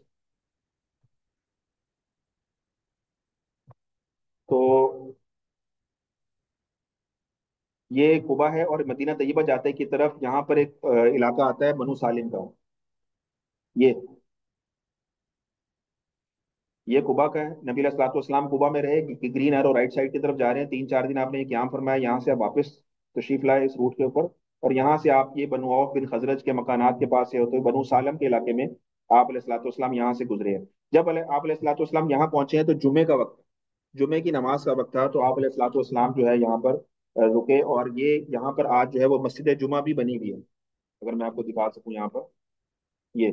یہ آج اس کی لیٹسٹ تصویر ہے مدینہ طیبہ میں مسجد جمعہ کی۔ یہ وہ مسجد ہے جہاں پر نبی علیہ الصلوۃ والسلام نے سب سے پہلے نماز جمعہ ادا فرمائی مدینہ طیبہ آنے کے بعد۔ یہ وہ مسجد ہے، مبارک مسجد ہے، اور یہاں آپ علیہ الصلوۃ والسلام نے پہلا خطبہ بھی ارشاد فرمایا تھا، اور اس خطبے کا جو عنوان تھا وہ تقویٰ تھا، اور اس خطبے کے کچھ اہم نکات بھی تھے، لیکن میں یہ چاہتا ہوں کہ آپ کے سامنے کچھ نہ کچھ خطبہ رکھا جائے کہ نبی علیہ الصلوۃ والسلام نے آخر وہاں پر کیا بات کی تھی۔ تو اس کو سنیں انشاءاللہ تعالیٰ، آپ کو فائدہ ہوگا، اور دل کے کانوں سے سنیں انشاءاللہ بہت زیادہ فائدہ ہوگا۔ نبی علیہ الصلوۃ والسلام نے جب یہاں خطبہ ارشاد فرمایا تو آپ علیہ الصلوۃ والسلام نے فرمایا، الحمدللہ، اللہ کی میں حمد بیان کرتا ہوں، اسی سے اعانت یعنی مدد کا اور مغفرت کا اور ہدایت کا طلبگار ہوں، اور اللہ پر ایمان رکھتا ہوں، اس کا کفر نہیں کرتا ہوں، بلکہ اس کے کفر کرنے والوں سے عداوت رکھتا ہوں، دشمنی رکھتا ہوں، اور شہادت دیتا ہوں کہ اللہ ایک ہے اور محمد اس کے بندے اور رسول ہیں، جس کو اللہ نے ہدایت اور نور حکمت اور معزت دے کر ایسے وقت میں بھیجا ہے جب انبیاء اور رسول ان کا سلسلہ منقطع ہو چکا ہے، اور زمین پر علم برائے نام ہے، اور لوگ گمراہی میں ہیں، اور قیامت کا قرب تھا، جو اللہ اور اس کے رسول کی اطاعت کرے اس نے ہدایت پا لی، اور جس نے اللہ اور رسول کی نافرمانی کی وہ بلا شبہ بے راہ ہوا اور کوتاہی کی اور شدید گمراہی میں مبتلا ہو گیا، اور میں تم کو اللہ کے تقوی کی وصیت کرتا ہوں، اس لیے کہ ایک مسلمان کی دوسرے مسلمان کو بہترین وصیت یہ ہے کہ اس کو آخرت پر آمادہ کرے، اور تقوی اور پرہیزگاری کا اس کو حکم دے، پس بچو اس چیز سے جس سے اللہ نے تم کو ڈرایا ہے، اور تقوی سے بڑھ کر کوئی نصیحت اور کوئی معزت نہیں، اور بلا شبہ اللہ کا تقوی اور خوف خدا بندی آخرت کے بارے میں سچا معین اور مددگار ہے، اور جو شخص بھی ظاہر اور باطن میں اپنا معاملہ اللہ کے ساتھ درست کر لے، جس سے مقصود محض رضائے خدا بندی ہو اور کوئی دنیاوی غرض اور مصلحت پیش نظر نہ ہو، تو یہ ظاہر اور باطن کی مخلصانہ اصلاح دنیا میں بھی اس کے لیے باعث عزت اور شہرت ہے، اور مرنے کے بعد بھی ذخیرہ آخرت ہے، کہ جس وقت انسان اعمال صالحہ کا غایت درجہ محتاج ہوگا اور خلافت تقوی امور کے متعلق اس دن یہ تمنا کرے گا کہ کاش میرے اور اس کے درمیان مسافت بعیدہ یعنی بہت دور مسافت ہوتی، فاصلہ ہوتا، اور اللہ تعالیٰ تم کو اپنی عظمت اور جلال سے ڈراتے ہیں، اور یہ ڈرانا اس وجہ سے ہے کہ اللہ تعالیٰ بندوں پر نہایت مہربان ہے، اللہ اپنے قول میں سچے ہیں اور وعدے کا وفا کرنے والے ہیں، اس کے قول اور وعدے میں کوئی اختلاف نہیں ہے، بس دنیا اور آخرت میں ظاہر میں اور باطن میں اللہ سے ہی ڈرنا چاہیے۔ تحقیق جو شخص اللہ سے ڈرتا ہے اللہ تعالیٰ اس کے گناہوں کا کفارہ کرتے ہیں اور اجر عظیم عطا فرماتے ہیں، اور جو شخص اللہ سے ڈرے تحقیق وہ بلا شبہ بڑا کامیاب ہو گیا، اور تحقیق اللہ کا تقوی ایسی چیز ہے کہ اللہ کے غضب اور اس کی عقوبت اور سزا اور ناراضگی سے بچاتا ہے، اور تقوی ہی قیامت کے دن چہروں کو روشن اور منور بنائے گا، اور رضا خدا بندی اور رفع درجات کا ذریعہ ہوگا، اور تقوی میں جس قدر حصہ لے سکتے ہو وہ لے لو، اس میں کمی نہ کرنا اور اللہ کی اطاعت میں کسی قسم کی کوتاہی نہ کرنا۔ اللہ تعالیٰ نے تمہاری تعلیم کے لیے کتاب اتاری ہے اور ہدایت کا راستہ تمہارے لیے واضح کیا ہے، تاکہ صادق اور کاذب ان دونوں میں امتیاز ہو جائے کہ کون سچا ہے اور کون جھوٹا ہے۔ بس جس طرح اللہ نے تمہارے ساتھ احسان کیا ہے، اسی طرح تم حسن اور خوبی کے ساتھ اس کی اطاعت کرو اور اس کے دشمنوں سے دشمنی رکھو، اس کی راہ میں کما حق جہاد کرو۔ اللہ تعالیٰ نے تم کو اپنے لیے مخصوص اور منتخب کر لیا اور تمہارا نام اور لقب ہی مسلمان رکھا، یعنی اپرا متی اور فرما بردار رکھا۔ بس اس نام کی لاج رکھو۔ منشا خدا بندی یہ ہے کہ جس کو ہلاک اور برباد ہونا ہے وہ قیامت حجت کے بعد ہلاک ہو، اور جو زندہ رہے وہ بھی قیام حجت کے بعد بصیرت کے ساتھ زندہ ہے۔ کوئی بچاؤ اور کوئی طاقت اور کوئی خوف اور کوئی قوت بغیر اللہ تعالیٰ کی مدد کے ممکن نہیں ہے۔ بس کثرت سے اللہ کا ذکر کرو اور آخرت کے لیے عمل کرو۔ جو شخص اپنا معاملہ اللہ تعالیٰ سے درست کر لے گا، اللہ تعالیٰ اس کی کفایت کریں گے، کوئی شخص اس کو نقصان نہیں پہنچا سکتا۔ وجہ اس کی یہ ہے کہ یہ اللہ تعالیٰ کا حکم تو لوگوں پر چلتا ہے اور لوگ اللہ پر حکم نہیں چلا سکتے۔ اللہ ہی تمام لوگوں کا مالک ہے اور لوگ اللہ کی کسی چیز کے مالک نہیں۔ لہٰذا تم اپنا معاملہ اللہ سے درست کر لو، لوگوں کی فکر میں مت پڑو، اور اللہ سب کی کفایت کرے گا۔ اللہ اکبر ولا قوت الا باللہ العلی العظیم۔ یہ پورا خطبہ ہے جو آپ علیہ الصلوۃ والسلام نے اس جمعے کی نماز کے موقع پر ارشاد فرمایا۔ یہ میں نے پورا کس لیے پڑھا ہے؟ یہ میں نے پورا آپ کے سامنے اس لیے پڑھا ہے کہ آپ علیہ الصلوۃ والسلام کہاں سے آ رہے ہیں؟ مکہ سے۔ کس حال میں آ رہے ہیں؟ دشمنوں نے کیا کیا آپ کے ساتھ کیا ہے؟ کیا کیا کام آپ کے ساتھ کیے ہیں؟ بیگ میں چل رہا ہے کیسے دشمنوں نے آپ کے ساتھ بہیویئر کیا ہے؟ کیسی تکلیفیں پہنچائی آپ کو، آپ کے ساتھیوں کو، آپ کے اہل خانہ کو؟ آپ نے اس پورے خطبے میں ان کا کوئی ذکر سنا کہ نبی علیہ الصلوۃ والسلام نے اہل مکہ کی مذمت کی ہو، آپ نے دشمنوں کو برا بلا کہا ہو، کوئی ایسی بات کی ہو، ان کو بددعائیں دی ہو، ان کے بارے میں کوئی اور ایسی بات کی ہو، اپنے ماضی کے بارے میں بات کی ہو؟ آپ دیکھیں نبی علیہ الصلوۃ والسلام کی کہ آپ علیہ الصلوۃ والسلام نے اپنے دشمنوں کے بارے میں ایک لفظ بھی اس خطبے میں نہیں کہا، ایک بھی لفظ، صرف مقصد کی بات کی کہ مقصد کیا تھا۔ یہ ہے انبیاء علیہ الصلوۃ والسلام کی فراست، اور یہ ہے انبیاء علیہ الصلوۃ والسلام کی حکمت کہ آپ علیہ الصلوۃ والسلام کی اتنی مظلومانہ زندگی گزارنے کے باوجود جب آپ کو پورا فل فلیج کہتے ہیں نا پورا موقع مل رہا ہے آپ کو بات کرنے کا لوگوں کے سامنے، پورے پار کہتے ہیں پنجابی پورے پار دے نال پورے وزن کے ساتھ نبی علیہ الصلوۃ والسلام جب بات کر رہے ہیں تو آپ علیہ الصلوۃ والسلام جو ہے وہ کوئی ایک ایسا جملہ نہیں کہہ رہے کہ جس سے جو ہے آپ علیہ الصلوۃ والسلام اپنے دشمنوں کی مذمت کر رہے ہوں، ان کی شکایت لگا رہے ہوں لوگوں کے سامنے، بلکہ سوائے تقوی، پرہیزگاری، آخرت کی تیاری، اس کے علاوہ کوئی لفظ آپ کو لسان نبوت سے نکلتا نظر نہیں آئے گا۔ تو یہ ہے نبی علیہ الصلوۃ والسلام کی ایسی بابرکت ہستی۔ بہرحال جمعے سے فارغ ہوئے آپ، اور آپ نے پھر دوبارہ اونٹنی پر سوار ہوئے، اور اونٹنی پر سوار ہونے کے بعد نبی علیہ الصلوۃ والسلام نے ابو بکر صدیق رضی اللہ تعالیٰ عنہ کو اپنے پیچھے بٹھایا، اور جب آپ علیہ الصلوۃ والسلام نے مدینہ کا رخ فرمایا ہے تو انصار کا ایک عظیم الشان گروہ مسلح ہو کر آپ علیہ الصلوۃ والسلام کے ساتھ جو ہے وہ چل رہا ہے، آپ کے دائیں طرف، آپ کی بائیں طرف، اور آپ کو ایک بڑی عالیشان طریقے سے جو ہے مدینہ طیبہ کی طرف لے کر جا رہے ہیں۔ اور کیوں نہ لے کر جائے، وہ تو اس موقع کی تلاش میں تھے، وہ تو اس موقع کے اوپر جو ہے وہ اپنی آنکھیں فرش راہ کیے ہوئے تھے، کیا کب آپ علیہ الصلوۃ والسلام ہمارے جو ہے وہ گھروں کو رونق بخشیں گے، ہمارے علاقوں کو رونق بخشیں گے۔ ہر ایک کی تمنا اس موقع پر یہ تھی کہ آپ علیہ الصلوۃ والسلام میرے گھر میں قیام کر لیں۔ ہر شخص کی یہ تمنا تھی کہ اس بابرکت موقع کے اوپر آپ علیہ الصلوۃ والسلام کی اونٹنی جو ہے ہمارے گھر کے پاس رکے، اور آپ علیہ الصلوۃ والسلام ہمارے گھر تشریف لائیں اور ہمارے گھر کو جو ہے وہ رونق بخشیں اور ہمیں جو ہے عزت بخشیں۔ ہر شخص کی یہ تمنا تھی، ہر شخص کی اور جیسے نبی علیہ الصلوۃ والسلام جس کے بھی گھر کے پاس سے گزرتے تھے، ہر شخص نبی علیہ الصلوۃ والسلام کو پیش کرتا تھا کہ یا رسول اللہ آئیے، یہ میرا غریب خانہ حاضر ہے آپ کے قیام کے لیے، آپ کے طعام کے لیے، آپ کی دعوت کے لیے، آپ کے بستر کے لیے، آپ کے آرام کے لیے۔ تو نبی علیہ الصلوۃ والسلام جب صحابہ کو یہ والہانہ ان کی یہ پیشکش کو دیکھتے تھے تو آپ علیہ الصلوۃ والسلام ان کے لیے دعا کیا کرتے، آپ ان کے لیے دعا فرماتے تھے، اور یہ فرماتے تھے کہ یہ ناکا جو ہے، یہ جو اونٹنی ہے، من جانب اللہ معمور ہے، اللہ تعالیٰ کی طرف سے یہ معمور ہے، اس کی جو نکیل ہے میں نے وہ ڈھیلی چھوڑ دی ہے، یہ جہاں اللہ چاہیں گے یہ رکے گی، یہ میرے ہاتھ میں نہیں ہے، یہ من جانب اللہ ہے، جہاں اللہ کا حکم ہوگا وہاں یہ خود بخود جو ہے وہ بیٹھ جائے گی، اور میں جہاں یہ بیٹھے گی وہیں پر میں قیام کروں گا۔ تو یہ کمال نبی علیہ الصلوۃ والسلام کی حکمت تھی کہ آپ علیہ الصلوۃ والسلام نے سب لوگوں کی دلجوئی کے لیے یہ ارشاد فرمایا تاکہ کسی کے دل میں بھی کوئی بات نہ آئے کہ اگر آپ علیہ الصلوۃ والسلام کسی کو ترجیح دے دیتے تو باقی کے دل میں یہ بات آتی۔ تو آپ علیہ الصلوۃ والسلام نے کہا کہ یہ میں جو اونٹنی کی مہار ہے، جو لگام ہے، میں جو ہے اس کو ڈھیلا چھوڑ دیتا ہوں، جہاں اللہ چاہیں گے اللہ کے حکم سے بیٹھے گی۔ اور جیسے ہی نبی جب وہ مدینہ طیبہ کی کہ راستوں میں سے آپ علیہ الصلوۃ والسلام کا قافلہ گزرتا تھا، تو مدینے کی جو بچیاں تھیں اور جو خواتین تھیں، وہ جمال نبوی صلی اللہ علیہ وسلم دیکھنے کے لیے اپنے چھتوں پر چڑھ گئیں، اور جو ہے وہ انہوں نے کچھ اشعار پڑھے جو کہ بہت زیادہ مشہور اشعار ہیں: طلع البدر علینا من ثنیات الوداع وجب الشکر علینا ما دعا للہ دا ایها المبعوث فینا جئت بالامر المطاع. تو یہ مشہور قصیدہ ہے جو اس موقع کے اوپر مدینہ طیبہ کی چھوٹی بچیوں نے نبی علیہ الصلوۃ والسلام کے استقبال کے لیے جو پڑھا: طلع البدر علینا من سنیات الوداع. ان پہاڑوں سے جو ہے سوئے جنوب 14ویں کا چاند ہے جو ہم پر چڑھا ہے. جنوب کا راستہ وہ تھا جو مکہ المکرمہ سے مدینہ طیبہ کی طرف داخل ہوتا ہے، وہ جنوب کی طرف کا راستہ تھا. یعنی مدینہ طیبہ میں قبلہ رخ جو ہے وہ جنوب کی طرف ہے. یعنی مسجد نبی میں ہم کھڑے ہوتے ہیں تو قبلہ جو ہمارا رخ ہوتا ہے وہ جنوب کی طرف ہوتا ہے. تو جنوب کا وہ راستہ بچیاں اس اشعار میں پڑھ رہی ہیں کہ وہ جنوب کا راستہ ہے جہاں سے 14ویں رات کا چاند جو ہے وہ ہم پر طلوع ہو رہا ہے. سنیا کیسے کہتے ہیں؟ سنیا کہتے ہیں پہاڑوں کے درمیان جو راستہ ہوتا ہے نا، اس کو سنیا کہتے ہیں. تو وہ کہتے ہیں کہ اس پہاڑیوں کے درمیان سے راستہ جو ہے وہ گویا نبی علیہ الصلوۃ والسلام کا وہاں سے آنا ایسا لگ رہا ہے جیسے 14ویں چاند رات کا چاند جو ہے طلوع ہو رہا ہے ہمارے اوپر. تو یہ ان اشعار کے اوپر جو ہے انہوں نے جو ہے نبی علیہ الصلوۃ والسلام کے اس میں تاریخ میں قصیدہ پڑھا: وجب الشکر علینا ما دعا للہ دا. کیسا عمدہ دین ہے، کیسی عمدہ تعلیم ہے، اتنی عمدہ دین، اتنی عمدہ تعلیم، اس پر واجب ہے ہم لوگوں کے اوپر کہ ہم اللہ کا شکر ادا کریں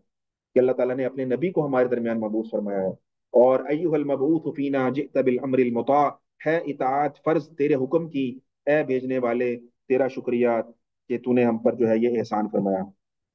اور اس موقع کے اوپر بنو نجار کی لڑکیاں تھیں، یعنی کہ نبی علیہ الصلوۃ والسلام، میں نے آپ کو بتایا کہ آپ کا جو ننیال تھا بنو نجار تھے. تو نبی علیہ الصلوۃ والسلام کی دل کی خواہش یہ تھی کہ میں بنو نجار میں قیام کروں، میں بنو نجار میں اپنے رشتہ داروں میں قیام کروں. لیکن آپ نے اپنی خواہش کا اظہار لوگوں سے نہیں کیا، لیکن اللہ تعالیٰ کو تو پتا تھا. تو اس لیے جو ہے وہ بنو نجار کی طرف آپ کی اونٹنی چلتی رہی، مدینہ کی گلیاں کراس کرتی رہی اور بنو نجار کی طرف چلتی رہی. بنو نجار وہ علاقہ ہے آج اگر آپ سمجھنا چاہیں نا، تو جہاں پر مسجد نبی اب موجود ہے، جو کہ نبی علیہ الصلوۃ والسلام کا جو ہے وہ روزہ مبارک ہے. یہ جو ایریا ہے نا، یہ بنو نجار کا علاقہ تھا اس دور. تو بنو نجار کے علاقے کے پاس ہی اونٹنی آ کر ٹھہری تھی نا. تو جب بنو نجار کے قریب پہنچے تو آمد مصطفیٰ صلی اللہ علیہ وسلم کے اوپر بنو نجار کی لڑکیوں نے بھی اشعار پڑھے: نحن جوار من بنی نجار، ہم لڑکیاں ہیں بنو نجار کی. یا حبذا محمد من جار، محمد صلی اللہ علیہ وسلم کیا ہی اچھے اور بہترین پڑوسی ہیں ہمارے. تو یہ انہوں نے اشعار پڑھے. اور ہر شخص جو کہ نبی علیہ الصلوۃ والسلام کے ساتھ تھا وہ یہ پڑھ رہا تھا، خوشی میں کہہ رہا تھا: جا نبی اللہ، جا رسول اللہ، آئے اللہ کے نبی، آئے ہمارے اللہ کے رسول. تو یہ خوش تھے لوگ بہت زیادہ اس چیز کے اوپر. اور اس پر حضرت ایک صحابی ہیں برا بن عازب رضی اللہ تعالیٰ عنہ، وہ کہتے ہیں کہ میں نے اہل مدینہ کو کسی چیز پر اس سے پہلے اتنا خوش ہوتے نہیں دیکھا جتنا کہ رسول اللہ صلی اللہ علیہ وسلم کی مدینہ طیبہ میں تشریف آوری پر ان کو خوش دیکھا ہے. کہتے ہیں کہ جب نبی علیہ الصلوۃ والسلام مدینہ طیبہ میں حاضر ہوئے، تشریف لائے، تو مدینہ کی ہر چیز چمک اٹھی، ہر چیز ذرہ ذرہ روشن ہو گیا. اور جس دن نبی علیہ الصلوۃ والسلام کا انتقال ہوا، وصال ہوا، آپ نے پردہ فرمایا، اس دن ایسا تھا مدینہ کی ہر چیز تاریک ہو گئی، ہر چیز. تو یہ ایک روایت ہے جو کہ کتابوں میں لکھی ہوئی ہے. تو اس موقع کے اوپر کچھ حبشی افراد تھے، وہ لوگ تھے، قبیلے کے لوگ تھے، غلام تھے. انہوں نے حضور صلی اللہ علیہ وسلم کی آمد کی خوشی میں کچھ نیزہ بازی وغیرہ کے کرتب بھی دکھائے خوشی کے اندر. اور جس طرح میں نے آپ کے سامنے روایت پڑھی حضرت انس رضی اللہ تعالیٰ عنہ کی، کہ وہ فرماتے ہیں کہ جب رسول اللہ صلی اللہ علیہ وسلم مدینہ جلوہ افروز ہوئے ہیں تو مدینہ کا ذرہ ذرہ روشن تھا، اور جس روز آپ نے وفات پائی ہر چیز تاریک ہو گئی تھی. تو بہرحال رسول اللہ صلی اللہ علیہ وسلم مدینہ طیبہ میں موجود ہیں، آپ اونٹنی پر سوار ہیں، اونٹنی کی لگام آپ نے ڈھیلی چھوڑ دی ہے کہ اونٹنی جہاں چاہے کہ بیٹھ جائے گی. تو یہ ناکا چلتے چلتے چلتے بنو نجار میں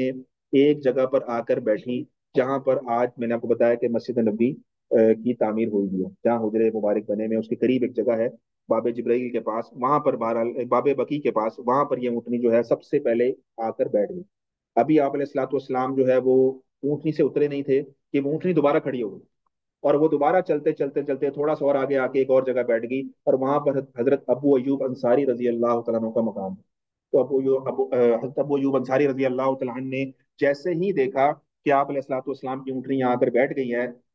تو فوراً آپ کا سامان جو آپ کے کجابے سے اٹھایا اور اپنے گھر کی طرف جو ہے وہ لے کر چلنے لگے. اتنی دیر میں اور بھی لوگ تھے وہاں پر کہ جن کے مکانات تھے اس ایریا میں، وہ بھی آئے نبی علیہ الصلوۃ والسلام کے پاس، اور آپ علیہ الصلوۃ والسلام نے پوچھا کہ یہاں کس کا مکان ہے؟ تو ابو ایوب انصاری رضی اللہ تعالیٰ نے فرمایا، رسول اللہ یہ میرا دروازہ ہے میرے مکان کا، آپ آئیے میرے ساتھ چلیے، اور آپ کا سامان اٹھا کر وہ گویا اپنے گھر کے اندر لے کر جانے لگے۔ تو باقی لوگ بھی آ گئے، یا رسول اللہ ہمارے مکان بھی قریب قریب ہیں۔ تو نبی علیہ الصلوۃ والسلام نے بڑا پیارا جملہ ارشاد فرمایا، آپ نے کہا کہ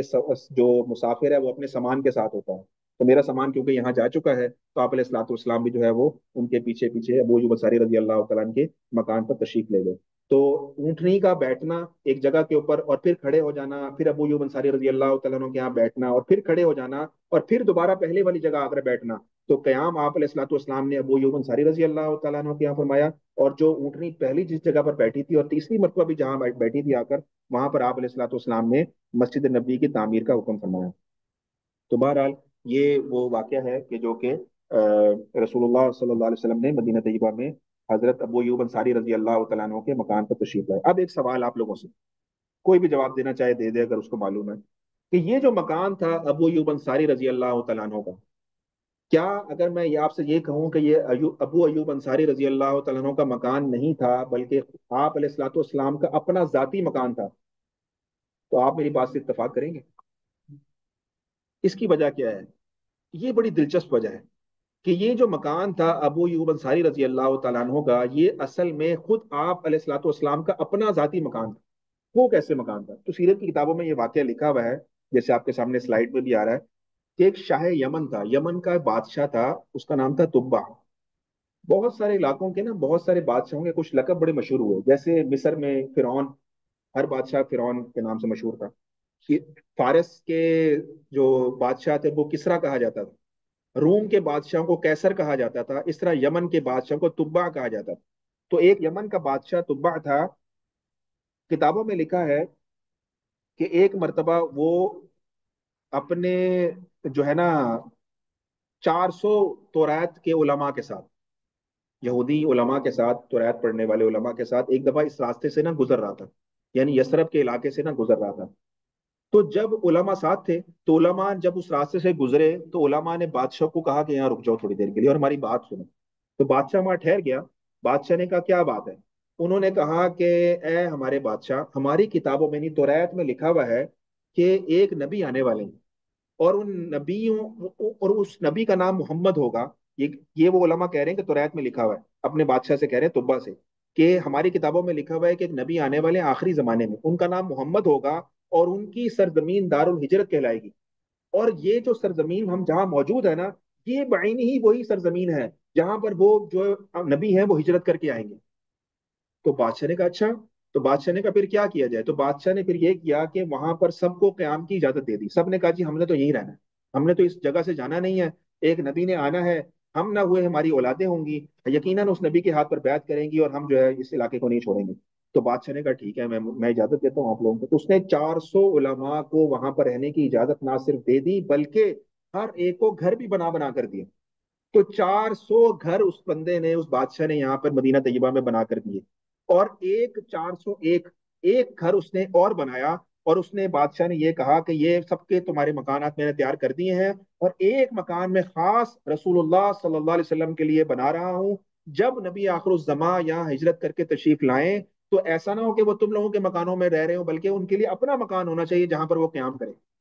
تو یہ وہ مکان ہے جو میں بنا کر دے رہا ہوں، یہاں پر رسول اللہ صلی اللہ علیہ وسلم جب تشریف لائیں گے اس مکان میں جو ہے وہ رہیں گے، یہ گویا آپ علیہ الصلوۃ والسلام کا اپنا مکان ہوگا۔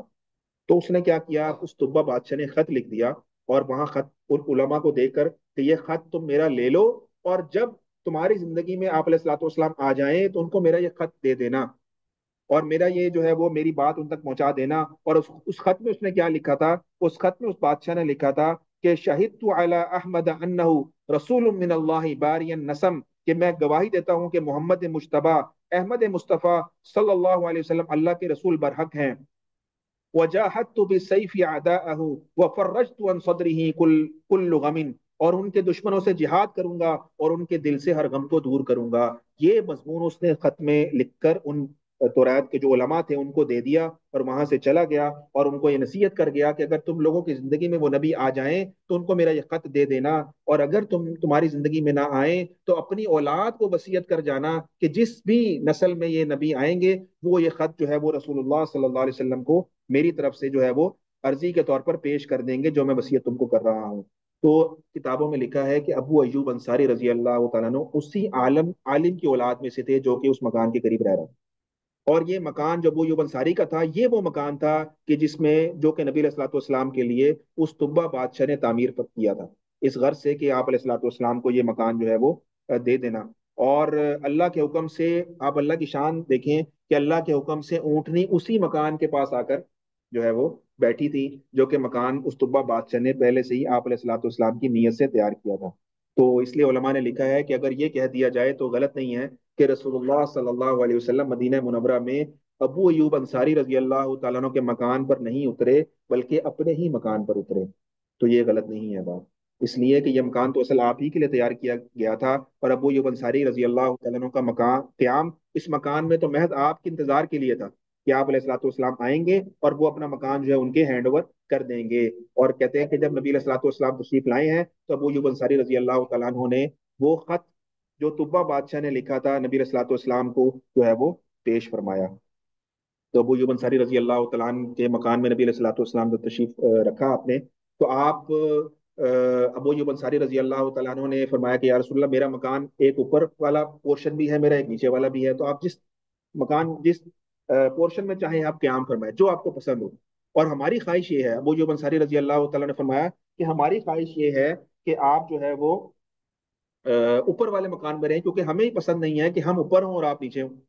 तो नबी अलैहिस्सलाम ने उनको ये फरमाया कि ए अबू यूब, तुम ऊपर वाले मकान में रहो और नीचे वाले मकान में मुझे रहने दो, इसलिए कि मेरे पास क्योंकि लोग बार बार आते रहेंगे जाते रहेंगे, मुलाकात का आमदोरफ्त रहेगी, तो तुम लोगों को ऐसा ना हो कि तुम लोगों को उससे तकलीफ हो। इसलिए आप अलैहिस्सलाम ने बाला खाने में क़याम को मंजूर नहीं फरमाया और नीचे ही मकान को क़याम के लिए आप अलैहिस्सलाम ने पसंद फरमाया। तो इस पर एक वाक़या लिखा हुआ है, तो अबू अय्यूब अंसारी रजी अल्लाह तआला अन्हु फरमाते हैं कि एक मरतबा ये हुआ कि हम ऊपर वाले पोर्शन में थे, एक पानी का प्याला था वो हमसे गिर गया